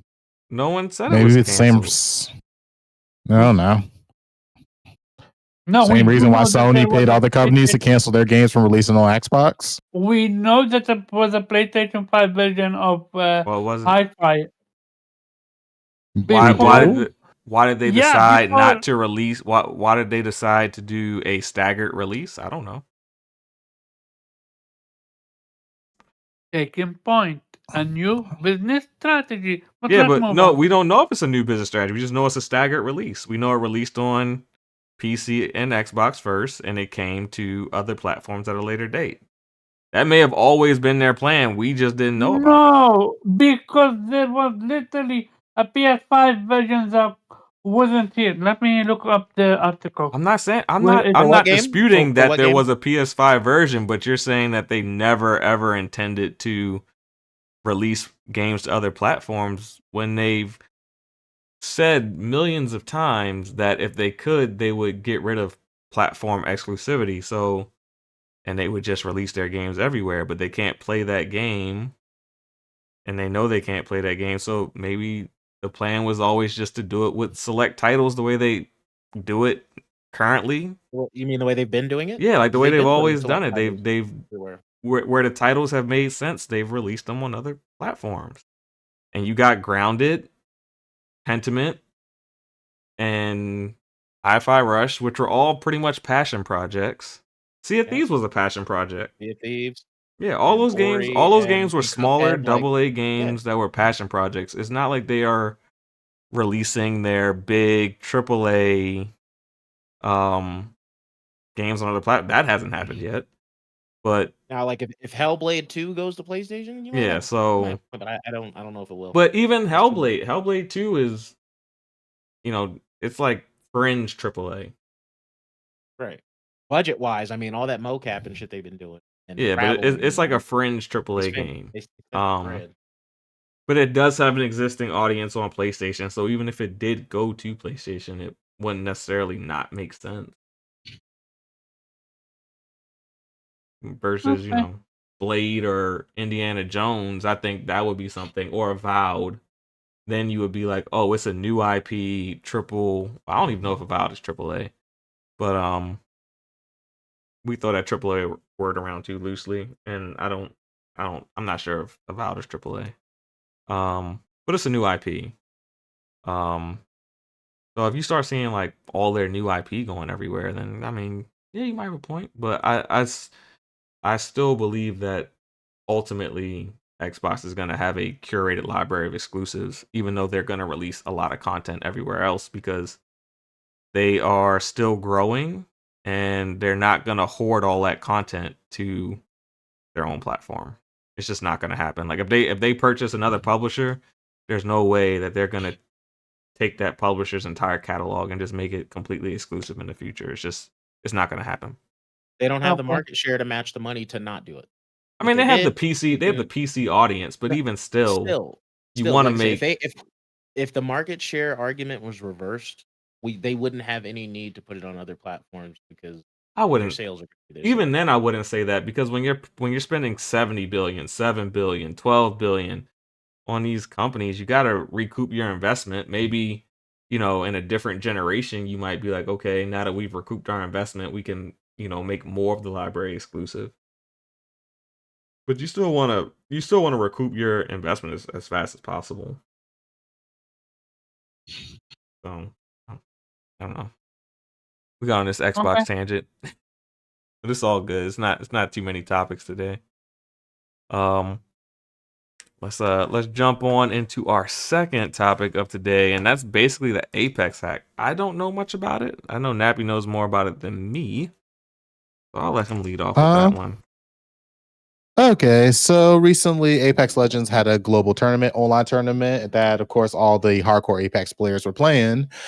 During the middle of their gaming session, they were noticing that some players from all over different teams were having this like cheat hack menu open up while in the middle of their gaming sessions, and they were getting stuff like wall hacks, availability, 3 times damage. And then it was common between all these players during this hack was that there was a message saying hack by it was like forever game plus like bravery or something like that. And it kind of sucks because that kind of ruined the tournament. Like a lot of players who were on their teams, they had to drop out during the sessions. Yeah, I saw Tom Warren say like, don't even turn on Apex Legends on your PC right now because they don't. Yeah, that's a streamer. So yeah, streamers are saying that as of right now. It's so basically what it turns out the hack is there's something with the anti-cheat with Apex Legends that allows them to bypass your security settings and get like admin privileges. And what these hackers were doing were basically they were trolls. They could easily done a lot more damage to people's computers, but all they did was install a bunch of hackware and then enable the hack in the middle of players playing the tournament, and also leaving a message saying they hack by what was it? What was they say? Destroyer 2009 and random, which is spelled R4NDOM. Interesting way of spelling it. And overall, like it's very disappointing. Was already a downside with anti-cheat software. We understand why it exists, but it's so invasive. on the PC, and it just sucks that we got people ruining the experience of gamers when they're playing like legit tournaments, and you got to worry about like these anti-cheat softwares that can get admin privileges to your system, and then people exploit that stuff to do hacks, and they could possibly done 10 times more damage to your PC. So right now, streamers are saying that if you have Apex installed or something, they're saying go as far as to just do a whole wipe of your operating system, because even if you get rid of Apex Legends, you still have the anti-cheat software on your computer. So it's very unfortunate. It is that real this stupid, 'cause happened. I was I play Madden on PC now. I love it on PC. Yeah. So that's the I got biggest booted news. off a game mid-session because of the anti-cheat, and I was like, "What?" Yeah, that anti-cheat is extremely invasive. I got booted off a That was- game. It's funny, the irony. The anti-cheat is there and then they get hacked. Like it booted me off, and I don't do anything cheat worthy on Madden. I just beat people badly. You know. You just beat people badly. That's basically cheating. Yeah, Because you're apparently. beating people that badly. Apparently. You beat people badly is cheating. Sounds like a skill issue, but Yep. but again, it's still really sad though that this happened to a lot of Apex people. You know, with tournaments, sometimes money gets involved, and it just ruined the experience for everybody. Were participants to our knowledge. We don't know. Yeah. We don't know. So apparently, because it happened with multiple teams, like they were hacking into multiple teams, like one of their players, and then enabling hacks, and then just leaving their message. Yeah, destroy your 2009 and random. Whoever these two people are, were leaving their signatures behind as the known hackers, and it was just happening to multiple different streamers in the middle of them. Middle of their Apex tournament, so that's crazy. You just basically ruined the Apex tournament, man. That's not cool. It was wild to see them and how they reacted. Like there's a bunch of videos of it, of just like they're playing, and then all of a sudden, like I think it was one dude, like every name just appeared on the map. He just knew where everybody was on the map, and he was just like, "What's happening?" And he was just like, you could tell he was just very, very visibly confused at what was going on, and then hearing that like a bunch of other people were having the same issue. Yeah, and they were just telling people to drop out the game because everybody was so scared of getting banned, because that is a bannable offense, and that's an online game. And you forgot some people pay microtransaction for those skins, so it's not. That's terrible. That sucks when like you build up this whole library of content, whether it be skins or games or whatever, and you just lose it to a ban. That's horrible. But yeah. So Zero, you actually saw some of the videos, so I mean, I guess what are your thoughts on the tournament and this hack, I guess? Yeah, well, I play Apex, so I loosely follow a couple of the tournaments. So some of the people who are affected are people I watch. Imperial How is one of them. So it kind of sucks overall. I guess we're really waiting for the rest of the story to come out. This could be a team that was losing. This could be a complete random who just wanted to do it. This could be so many things about why this happened, and we really don't know yet. So it'll be interesting to find out like what the cause of it was, if there really was any. Like it could just be people who just like, I can do it, and therefore I will. But it does suck for those involved. A very interesting troll indeed. Yeah, like we've never really seen anything like this before, right? No. Usually at first when I saw the video at first, I thought like, oh, these people are cheating. But then it was just like a bunch of teams were having the same issues. Yeah. So it's just kind of like it's odd. Like you just ruined the whole like tournament. And it's got to be somebody who's generally familiar with Apex. Well, I wouldn't say Apex, just Apex. I mean, the anti-cheat. You got the anti-cheat engine that's still on your computer, even if you uninstall Apex. Well, I meant just just in the sense that like they very specifically seem to attack the global tournament. I have a question. And like they could have done it at any given time theoretically, but like very much so like let's wait until the tournament pops off and then do it. Yeah, if they're attacking mid-tournament, is it not them almost like making sending a message? So we mean business?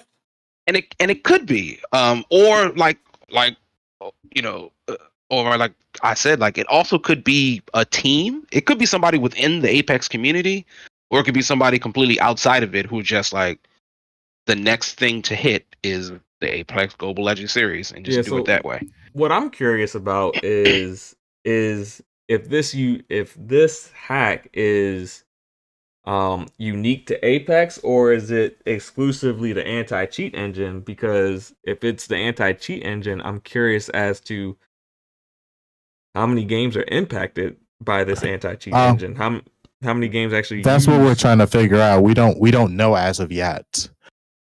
So because I mean, I know different EA version of Apex, and there's different versions of anti-cheat. So we don't know.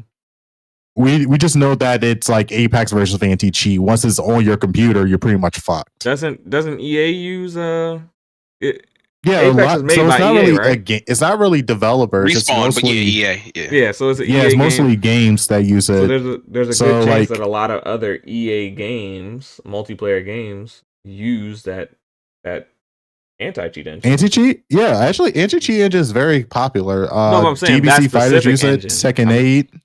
Yeah, there's a good chance common. that a lot of EA games, like that new Star Wars Battlefront game that flopped, it's a good chance that uses that anti-cheat engine. I don't know, because that game is loose. It's loosey goosey. That was the most. That's a different story, but there's a good chance Madden might use. There was no. You actually will see anti-cheat. You will see on PC. You will know the anti-cheat engine because before the game starts, anti-cheat engine has to start, and it will load up first before the game does. Yeah, but I'm saying that specific engine. A lot of EA games may use that. Possibly, yeah. So it could affect other games as well. Have to research more into the name of this anti-cheat engine and how many games actually use it before I. Well, if you have any of those games on your system, then you're pretty much fucked, and you gotta do possibly a whole factory wipe.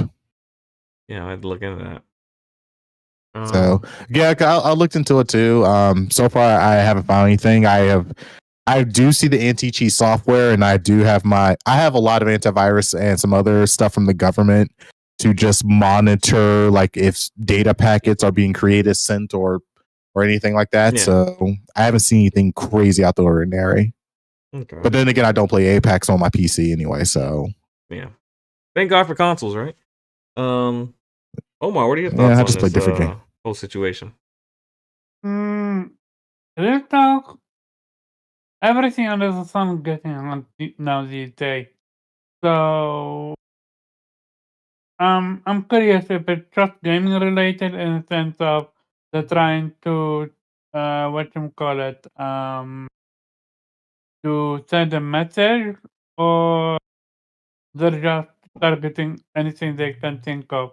No, I think just hacking is just becoming more accessible. These are just some random actors. So far, it seems like a troll. Yeah. It doesn't seem like there was like a crazy motive, or there was.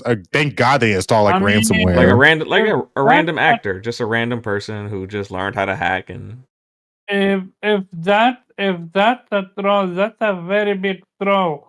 Mostly big, expensive troll, because one, they hacked mid-tournament, and two, if they get find out who they are, they could face jail time. Yeah, but hacking isn't necessarily a extremely difficult task nowadays. It's tool-based. There's a lot of script kiddies out there. It's tools and scripts, and it's not. Yep. It's not as advanced as people think it is today, per se. Yeah, in the right hands, though, I think that whoever that person was could have easily put some ransomware on someone's computer. They could have done a lot of damage. They could have downloaded. They could have done, like, they don't even have to make their own ransomware. They can just download someone else's ransomware and just Get execute it, runs the key, locks your files, and then sends the decryption key to some different workstation that's completely on the other side of the world. Yeah, man. Ooh, man, that's terrible. There's whole walkthroughs on how to do that shit, so it's not as hard as you think. Yeah. Yeah, last but not least, Jubei, what are your thoughts on this whole situation? I don't play Apex. RIP to those affected. I I really don't forgot give a shit you about be that an game. Apex hater. I am a big Apex hater. Big. So, I mean, damn. Like, Game, fuck. Jubei, get the game. I don't hate it mostly because I have no idea what it is. I know what Apex is. Hey, I never played it. Jubei is Captain so- Xbox through and through. Halo gang. This That's it. I mean, wait, isn't Apex on Xbox? No, yeah, he just I specifically don't hates fuck with that Apex. No, he's I get the same he's reason I don't Halo fuck with gang. Overwatch. He's Halo I don't COD fuck with gang. it. If it ain't I don't fuck Halo, with it ain't COD. He ain't with it. He Captain Like, Xbox. Jesus, man. What did that happen to like Halo or the demolition with Gears? Here's the thing. We got Microsoft Authenticator. We don't get. Oh my god. We have how many Halo Championship Series? That ain't never happened. Oh my Never. god. EA got all I the don't- money, and that shit happens. What are they doing? So, anyone here? Yeah, no. I will ask that as the ending of the show. But besides this whole Apex thing, it actually make you guys aware that apparently there's a new game that they're working on that's gonna be in the Apex universe. Yeah. I mean, they're they better like- be in the everyone's Titanfall trying universe. I'm over this Apex shit. I need a Well, Titanfall I thought it was 3. in the Titanfall type universe, the new game that they're making rumored. Well, to be fair, Yeah, all of but it's in it's the not Titanfall. Titanfall. Yeah, but universe. that's what I'm saying. Yeah. I think it's more leaning towards Titanfall-ish is more than Apex But is. it's not Titanfall 3. I know that much, but I think whatever the rumored title is leaning more towards a Titanfall type experience than an Apex type Mhm. experience is what I was saying. Yeah, I got you. But it's just rumors. We'll have to wait and see. I'm sure if it's true, we'll get an announcement within the next year or two. Even if it's just a CGI trailer. Yeah, but again, this is really sad. Them fuck up a whole tournament. I wonder what the hackers' motives were, because to get the access they got to people's systems to install cheatware and enable it is actually like extremely scary, and they could have How easily did they done get something. admin privs? Who gave it to So them? the cheat engine itself, there was an error in the code that allows you to get admin privileges. So it's the developer's fault for having that error in the code. I mean, yes and Yeah. no, because the cheat engine isn't necessarily made by developers. The anti-cheat engine is its own company in itself, and they sell themselves as like, hey, let us put this a part of your game. We'll make sure people don't cheat. And so I wouldn't put this on Apex developers all the way. Nobody at the devs checked to be sure. You just going blind. I mean, you don't know exploits until they happen, and it's not like people test. Don't try to blame the respawn devs. You leave them alone. Whoever this company is, they gotta take that out. alone. Oh my god! If it was easy, anyone could do it. But here's I mean- the thing. This shit happened on their stage. Sucks. I got to put the blame on them. So we're not going to talk about the anti-cheat company that has sold them like software that had a giant vulnerability that was not secure as they make it seem. That's like when Denuvo sold their stuff as the way to protect your games from being hacked, and there was like a crazy, and it keeps on getting cracked each and every in the version that grand comes out. In the grand scheme, other companies may not use that anti-cheat company anymore, but at the end of the day, EA is taking a PR hit for what took place, not the anti-cheat company. Because most people aren't going. Most people that hear this story aren't even going to remember who the anti-cheat company is. They're just going to remember that like Apex got fucked up. And Their then favorite streamer had to close out their stream. Everyone on this damn panel damn near has something negative to say about EA anytime their name is brought up. So this doesn't help them. Yeah, so It doesn't matter like Dead Space 2 is amazing, or no, not Dead Space Remake is amazing. They're like, oh, it's EA. And then I think Jedi Survivor released kind of poorly. People like also have issues. Optimized issues. Yeah. Actually can run on the Xbox One now. It definitely optimized the game very well. Yeah. I didn't say the game was bad, I said it released poorly. Yeah. But yeah, so people are not very forgiving when EA has issues. So it kind of sucks for them. On top of that, you just ruined a world tournament. Money was involved. You fucking with people's money. Well, is there an entry fee to the tournament that's expensive? Usually it's not that expensive, but still, you fucking with people's money. I don't think people care about the $10-15 they paid to get in the tournament. And you're fucking with their accounts. Well, I don't know if that's different. But typically EA tournaments aren't that expensive to get into, from my recollection, because I used to do the Madden tournaments back in the day. They weren't very expensive to get into. Yeah, I mean, still, prize pool's a prize pool. Yeah. It definitely is. With that being said, I think we hit that topic on the head. We can jump into our third and final planned topic of today. I don't know if any tangents will pop up, but if not, it's a relatively quick show for you folks. Embracer continues to spiral, and they're just trying to interactive. In the funniest way possible. Yeah, I was talking in the chat about this. Apparently, why? Funniest way possible. It's basically Saber Interactive is going independent. That's what you guys were telling me. Yeah, so they did it in a so basically the co-founder of Saber Interactive started a new company. Yeah. And then bought Saber Interactive. So it's just that's normal. But yeah. I'm like, huh. So like you could have just went independent. No, you had to create a whole nother LLC company, then buy your old company. That's all for all the tax stuff. That's for all the tax purposes. Like so basically you just bought your own freedom. Yeah. So but they didn't get all their games back though. Some of the games they lost forever. Yeah, I'm which sure. No one really. I'm sure they negotiate. I'm sure there was a negotiation that took place make? over the couple of months. You know. This is the company behind Warhammer Space Marines. Oh, okay. Space Marines 2. They kept Space Marines 2 if that's what you're asking for. That's the important one. Mm-hmm. What's most likely going to happen with Embracer is that they're going to sell down as much as they can while maintaining as much IP as they can, and then they'll license out those IPs to get developed by a lot of the studios that they sold off. That is most likely what will happen.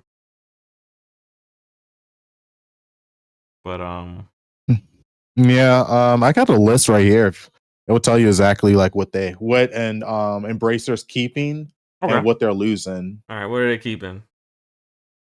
I didn't know they had so many mini studios underneath them.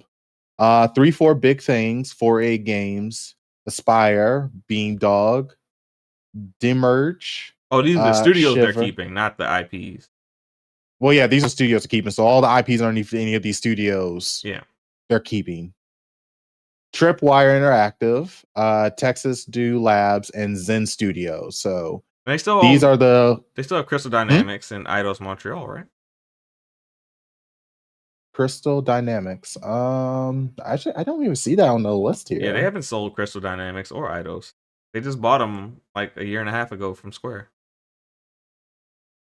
Wait, did all Saber? That's not Saber Interactive. I'm saying Embracer Group bought them. So you're saying Saber Interactive was the owner of Aspire and all those other studios? Yeah, well, the first list I just named is all Embracer. Saber Interactive is DIGIC, Fractures by Madhead Games, New World Interactives, Nimby Giant, Saber Interactive. Okay, yeah, they're keeping Saber Interactives, Sandbox Strategies, Slipgate, and 3D Realms. Okay. So they're keeping their important IP. So basically, Saber is still going to have their they're still going to have basically Warhammer Space Marines, which is probably like the biggest thing that people, at least for PC players, that they're worried about. So it's an interesting thing to do. I mean, I can't. Last time I see something like this was when Bungie got freedom from Activision. Yeah, Bungie's good at Except they getting can't keep the Saber Interactive name. So, yeah. So, who else is an Embracer Group fan here? I don't know. Sure. What are your thoughts on Embracer continuing to spiral out of control? I'm not gonna lie to you. The first I ever heard of Embracer was maybe a year or two ago. Yeah. Like I simply did not know that there was this massive conglomerate buying up companies. Well, think of Embracer Group as THQ. You know THQ because THQ Right, ultimately yeah. became Embracer.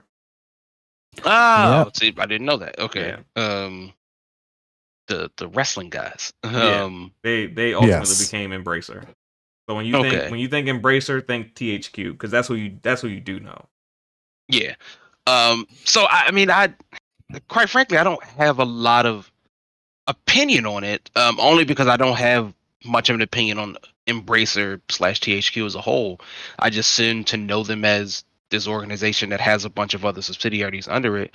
But because they're not a console manufacturer and just strictly a publisher, if you will, as far as I'm concerned, so long as the studios that they lose, quote unquote, are still able to survive and are around, I have absolutely no issue with it. Like, I'm not terribly concerned about what companies Embracer owns because, as far as I can tell, it's not as though Embracer is some benevolent force in the gaming industry. They're just another conglomerate that owns a bunch of stuff.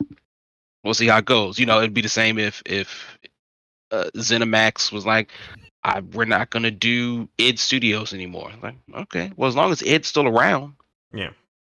I have no issue. Yeah. Okay. So, and it sounds like Saber Interactive still gonna be around. So Yes, that's good they for just all the get- Warhammer fans.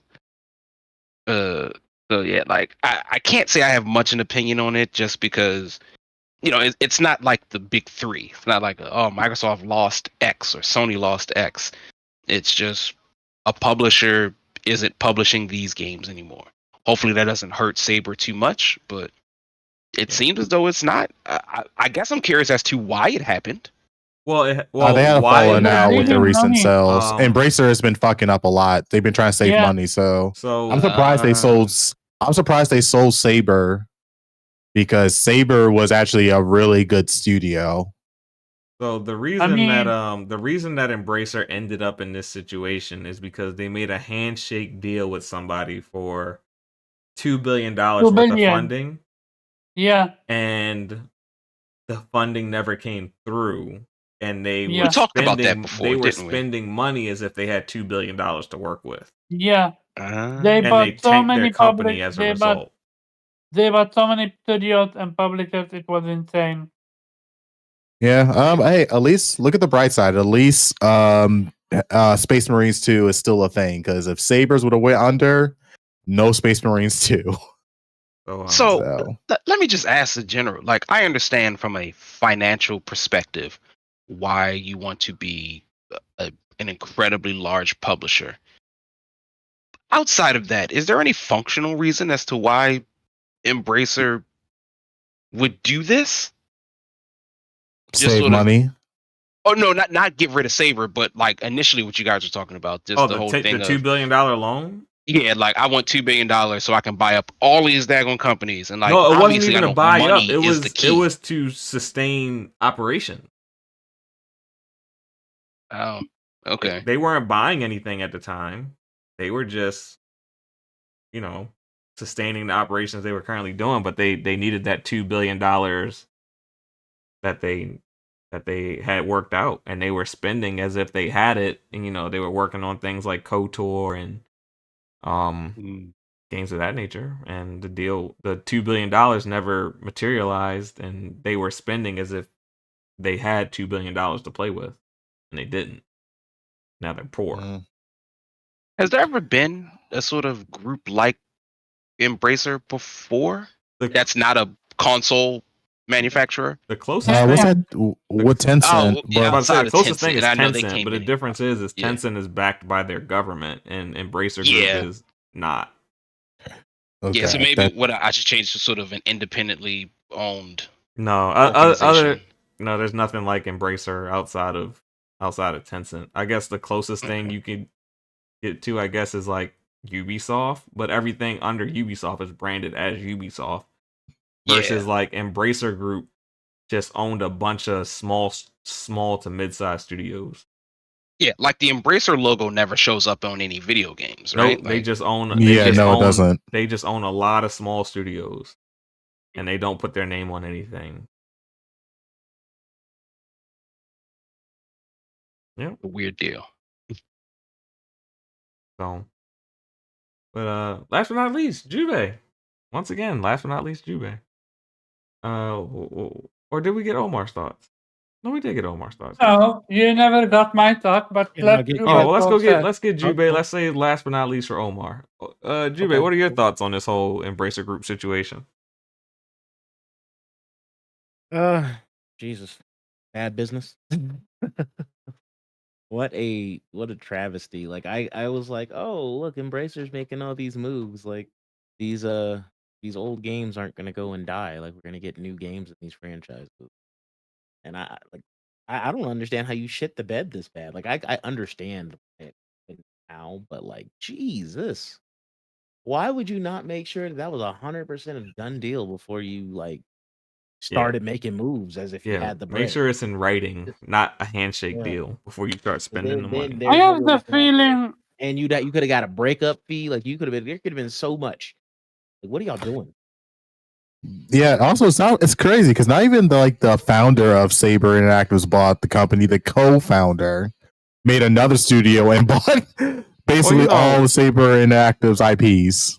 Sometimes when you're the founder of something and you've already made your wealth, he already sold the company to Embracer like he might not be in a situation where he really wants to run a company again in that way. That's probably why that happened the way it happened. So how much did they originally acquire Saber for? Or did they already own them? I don't know. That'd be a good question. I'm not going to at the moment. Let's see, what did they sell it for? Because they sold it for cheap. Only 247 million is what they is what Embracer sold Saber Interactive to itself for. They bought Saber for 525 million. I know they stole. Oh yeah. It's like less than half of what they pay for it. Right. Yeah, I know they stole Square Enix's Western Studios. They got them for like pennies on the dollar. They did. But yikes, bro. So, yeah, I mean they typically do make good deals, but I guess they couldn't sustain the operating costs without that assistance. Yeah, so when they bought Crystal Dynamics, they put out a survey.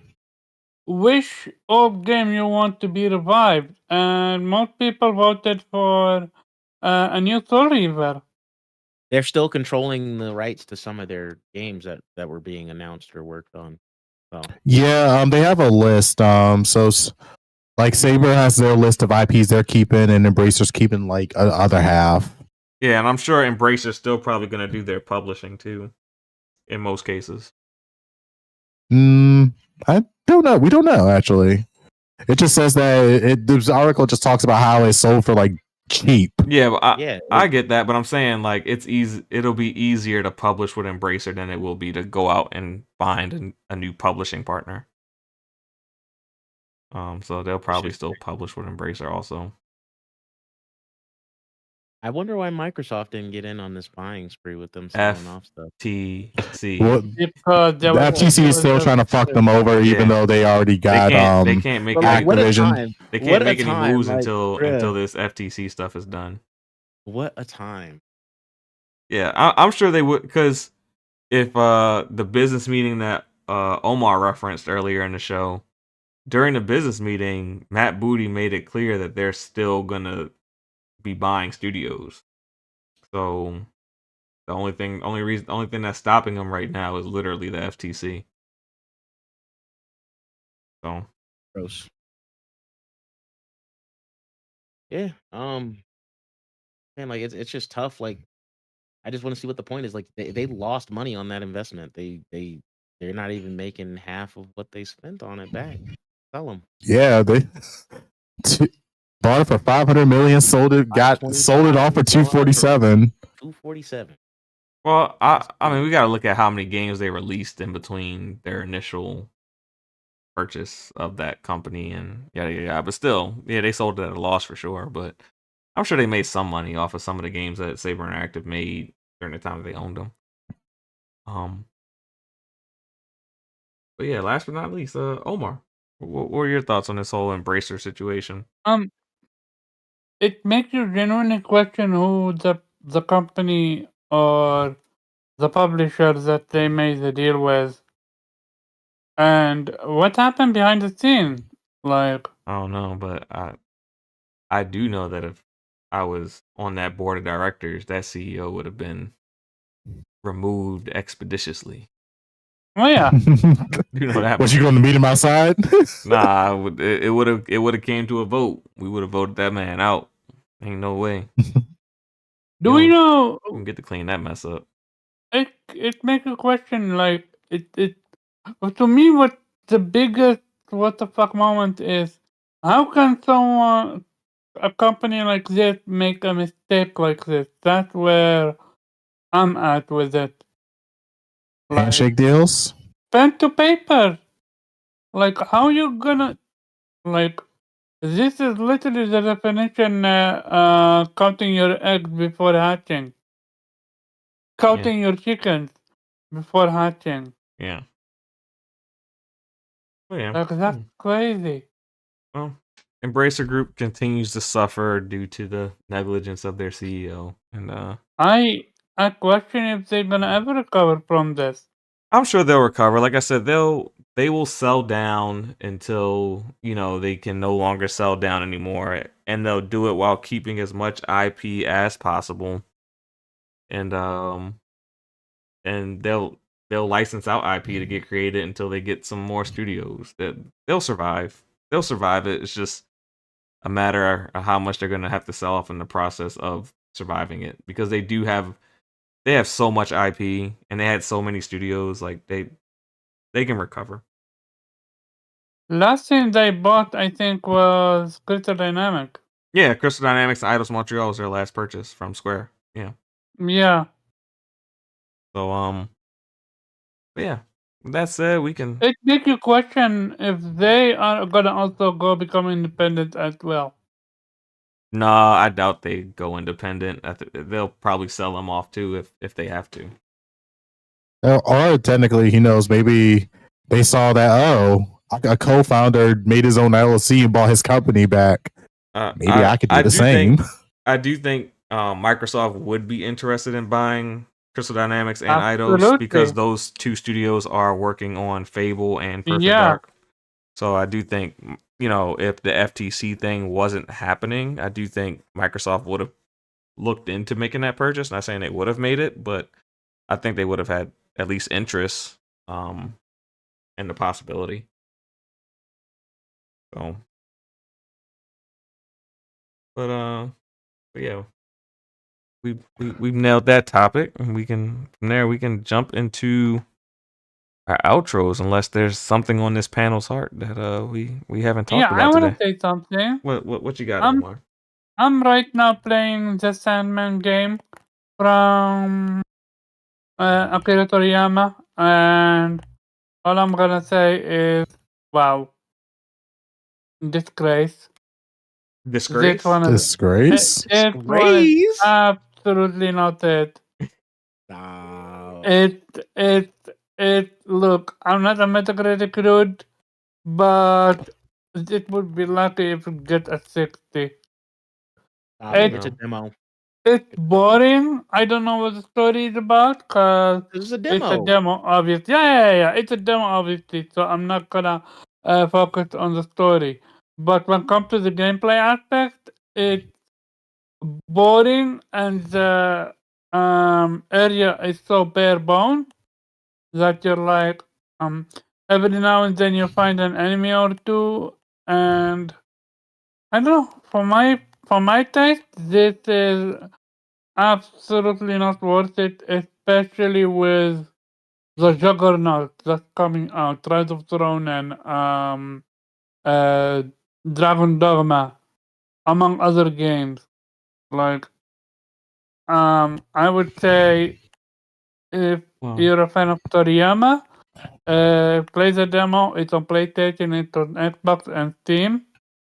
Otherwise, save your money for something else.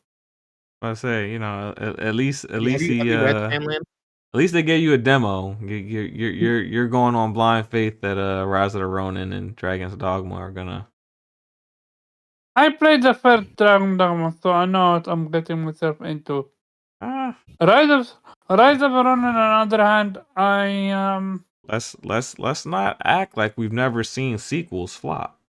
Just saying. Never twos, always threes.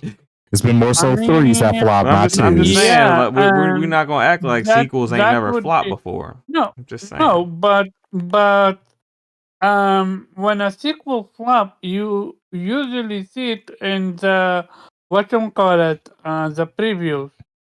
And with the preview for Dragon's Dogma, they're calling it Game of the Year already. So We only got the think character that's- creation so far. I think we- Dragon's Dogma 2 being Game of the Year is a stretch, but it does look very good. Yeah, I don't see a game like Dragon's Dogma winning Game of the Year, especially following up Baldur's Gate 3.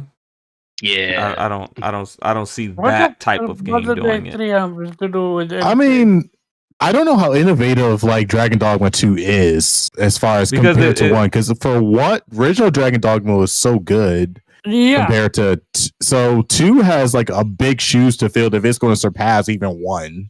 And that's my thing. Like, I I think 1 mean, was so good, but with- 1 was never considered Game of the Year. with where we are now, that you literally can play 2 classes at once. I'm pretty sure it's gonna overtrip it. Also, having the ability to ride a griffin, yeah, it's gonna absolutely just demolish one. Furthermore, the thing that also we need to focus on is a new class, and not to mention just bigger and new stuff to do so. So I can absolutely look. It's not like I can't see it hitting Game of the Year. That's a stretch, and River says high. But also, how do I say this? I'm curious if Dragon Dogma 2 is gonna invoke more audience, because the previous one, I'm not sure how many. It sold like 5 mil, but it took them like 10 years. Yeah, it was like a quiet release. So Yeah. this one is like publicly announced. Me personally, I So- don't think the Game of the Year is gonna release in the first half of 2024. I think it's gonna release in Actually- the latter half of 2024. I mean, Oh, no, actually, Christopher, I don't know.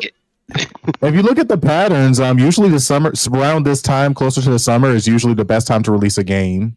Yeah, If you look at the I'm not saying previous it's not, games that but won I'm just Game of the saying Year. I think whatever game's gonna win Game of the Year, I don't think it's come out yet.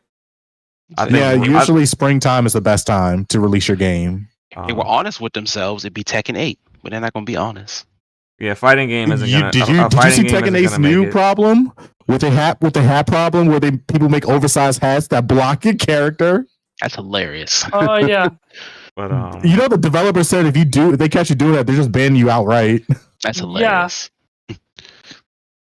yeah, I mean, Harada. you know what?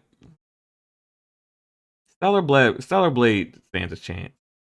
It has Stellar enough Could has make it enough as well. community favor based on this character model. That's a nice way to put it. It has enough. Man, look, 2B's ass cheek did one game of the year. What makes you think hers are? It has enough favor amongst the community that I think it could possibly get Game of the Year.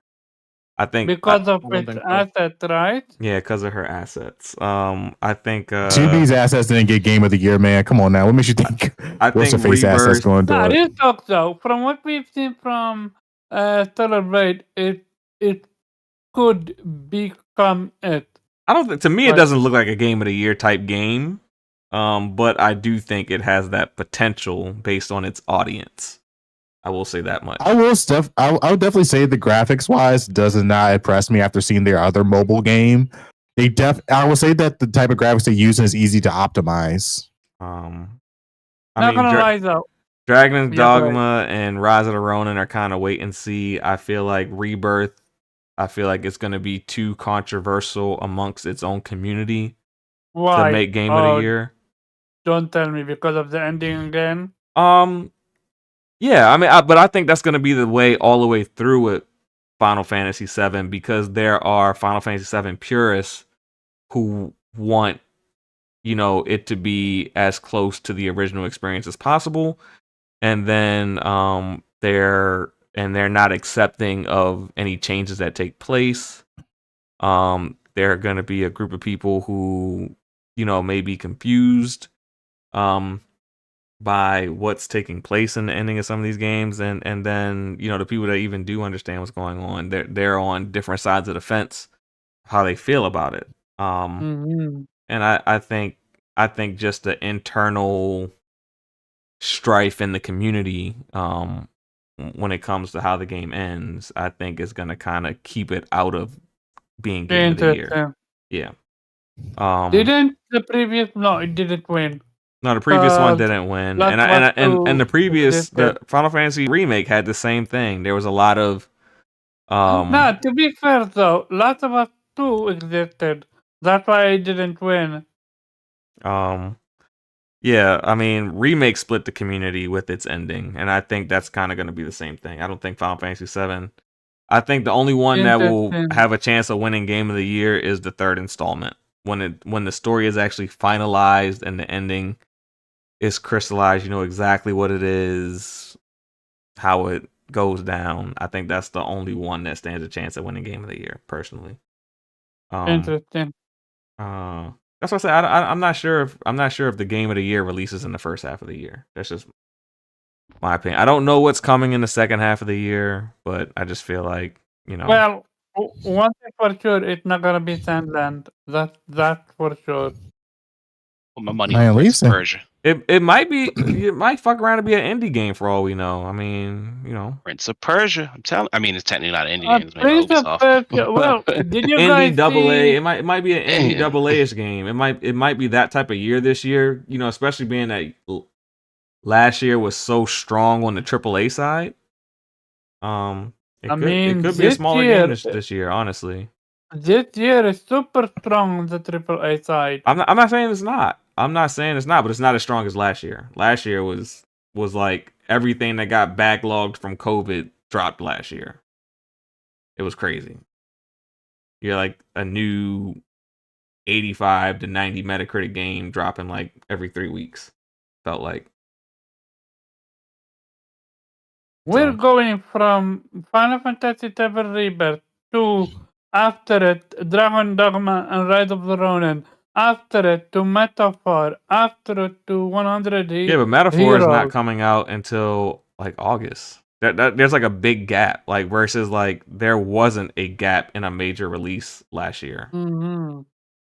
Last year was like major release after major release after major Mm-hmm. release after major release. Like it was a lot of big games that released last year. Whether it be Street Fighter 6 or Alan Wake 2 or Hogwarts Legacy.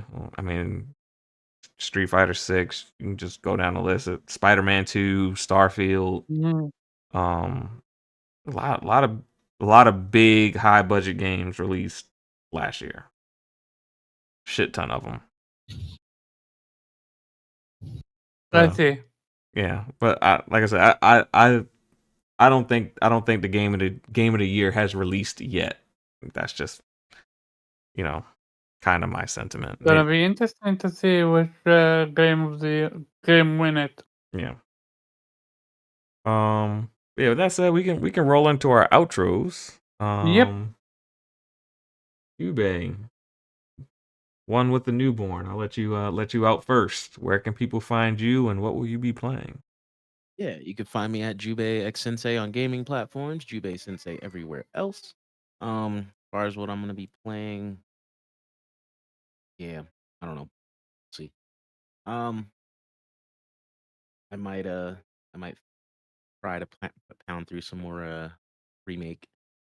Yeah, hurry up and beat How far remake. are you? It don't matter.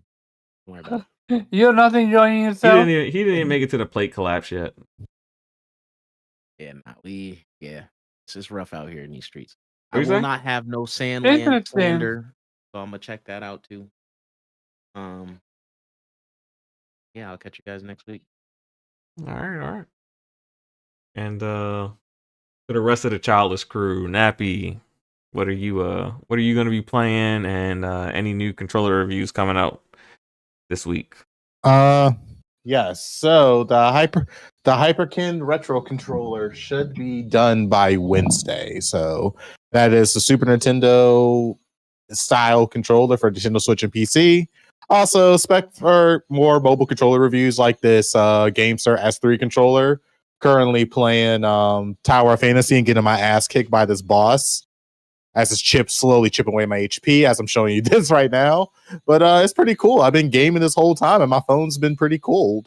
No stutters, no input lagging, no crazy thermal throttling. So yeah, just a pretty interesting device and seeing what mobile game is all about.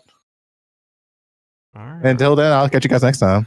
All right. And let's see, Omar, where can we find you, and what will you be playing this week? So shout out to everyone that came through. Hit that like button. Shout out to panel members. You can find me at Caraba_Shahab on Twitter and Other Player Podcast every Saturday, 5 p.m. Eastern Time. Last week we didn't hold the show because there was not a lot of information and news. Also, gaming is way important than podcasting, in my opinion. So we kept it gaming, and this week, yeah, we're gonna out a show. And as for gaming, reverse. All right. I'm gonna be done with it.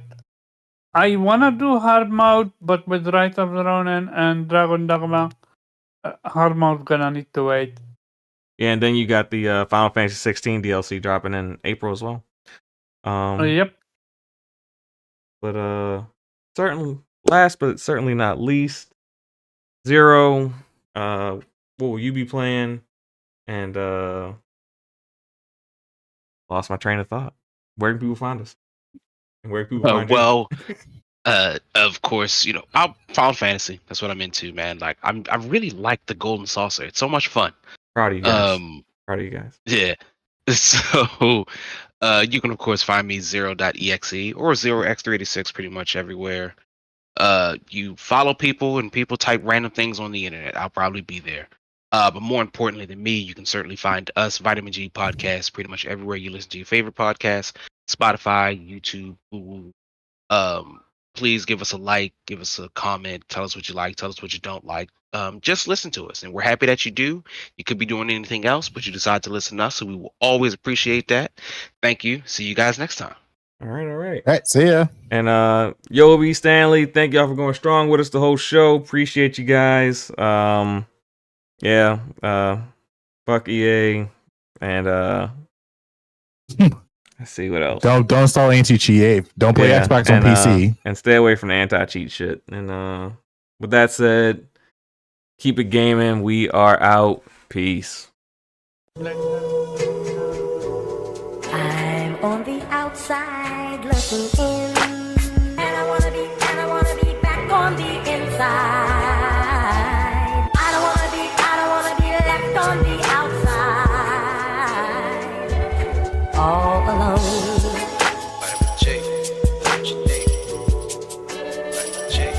All alone.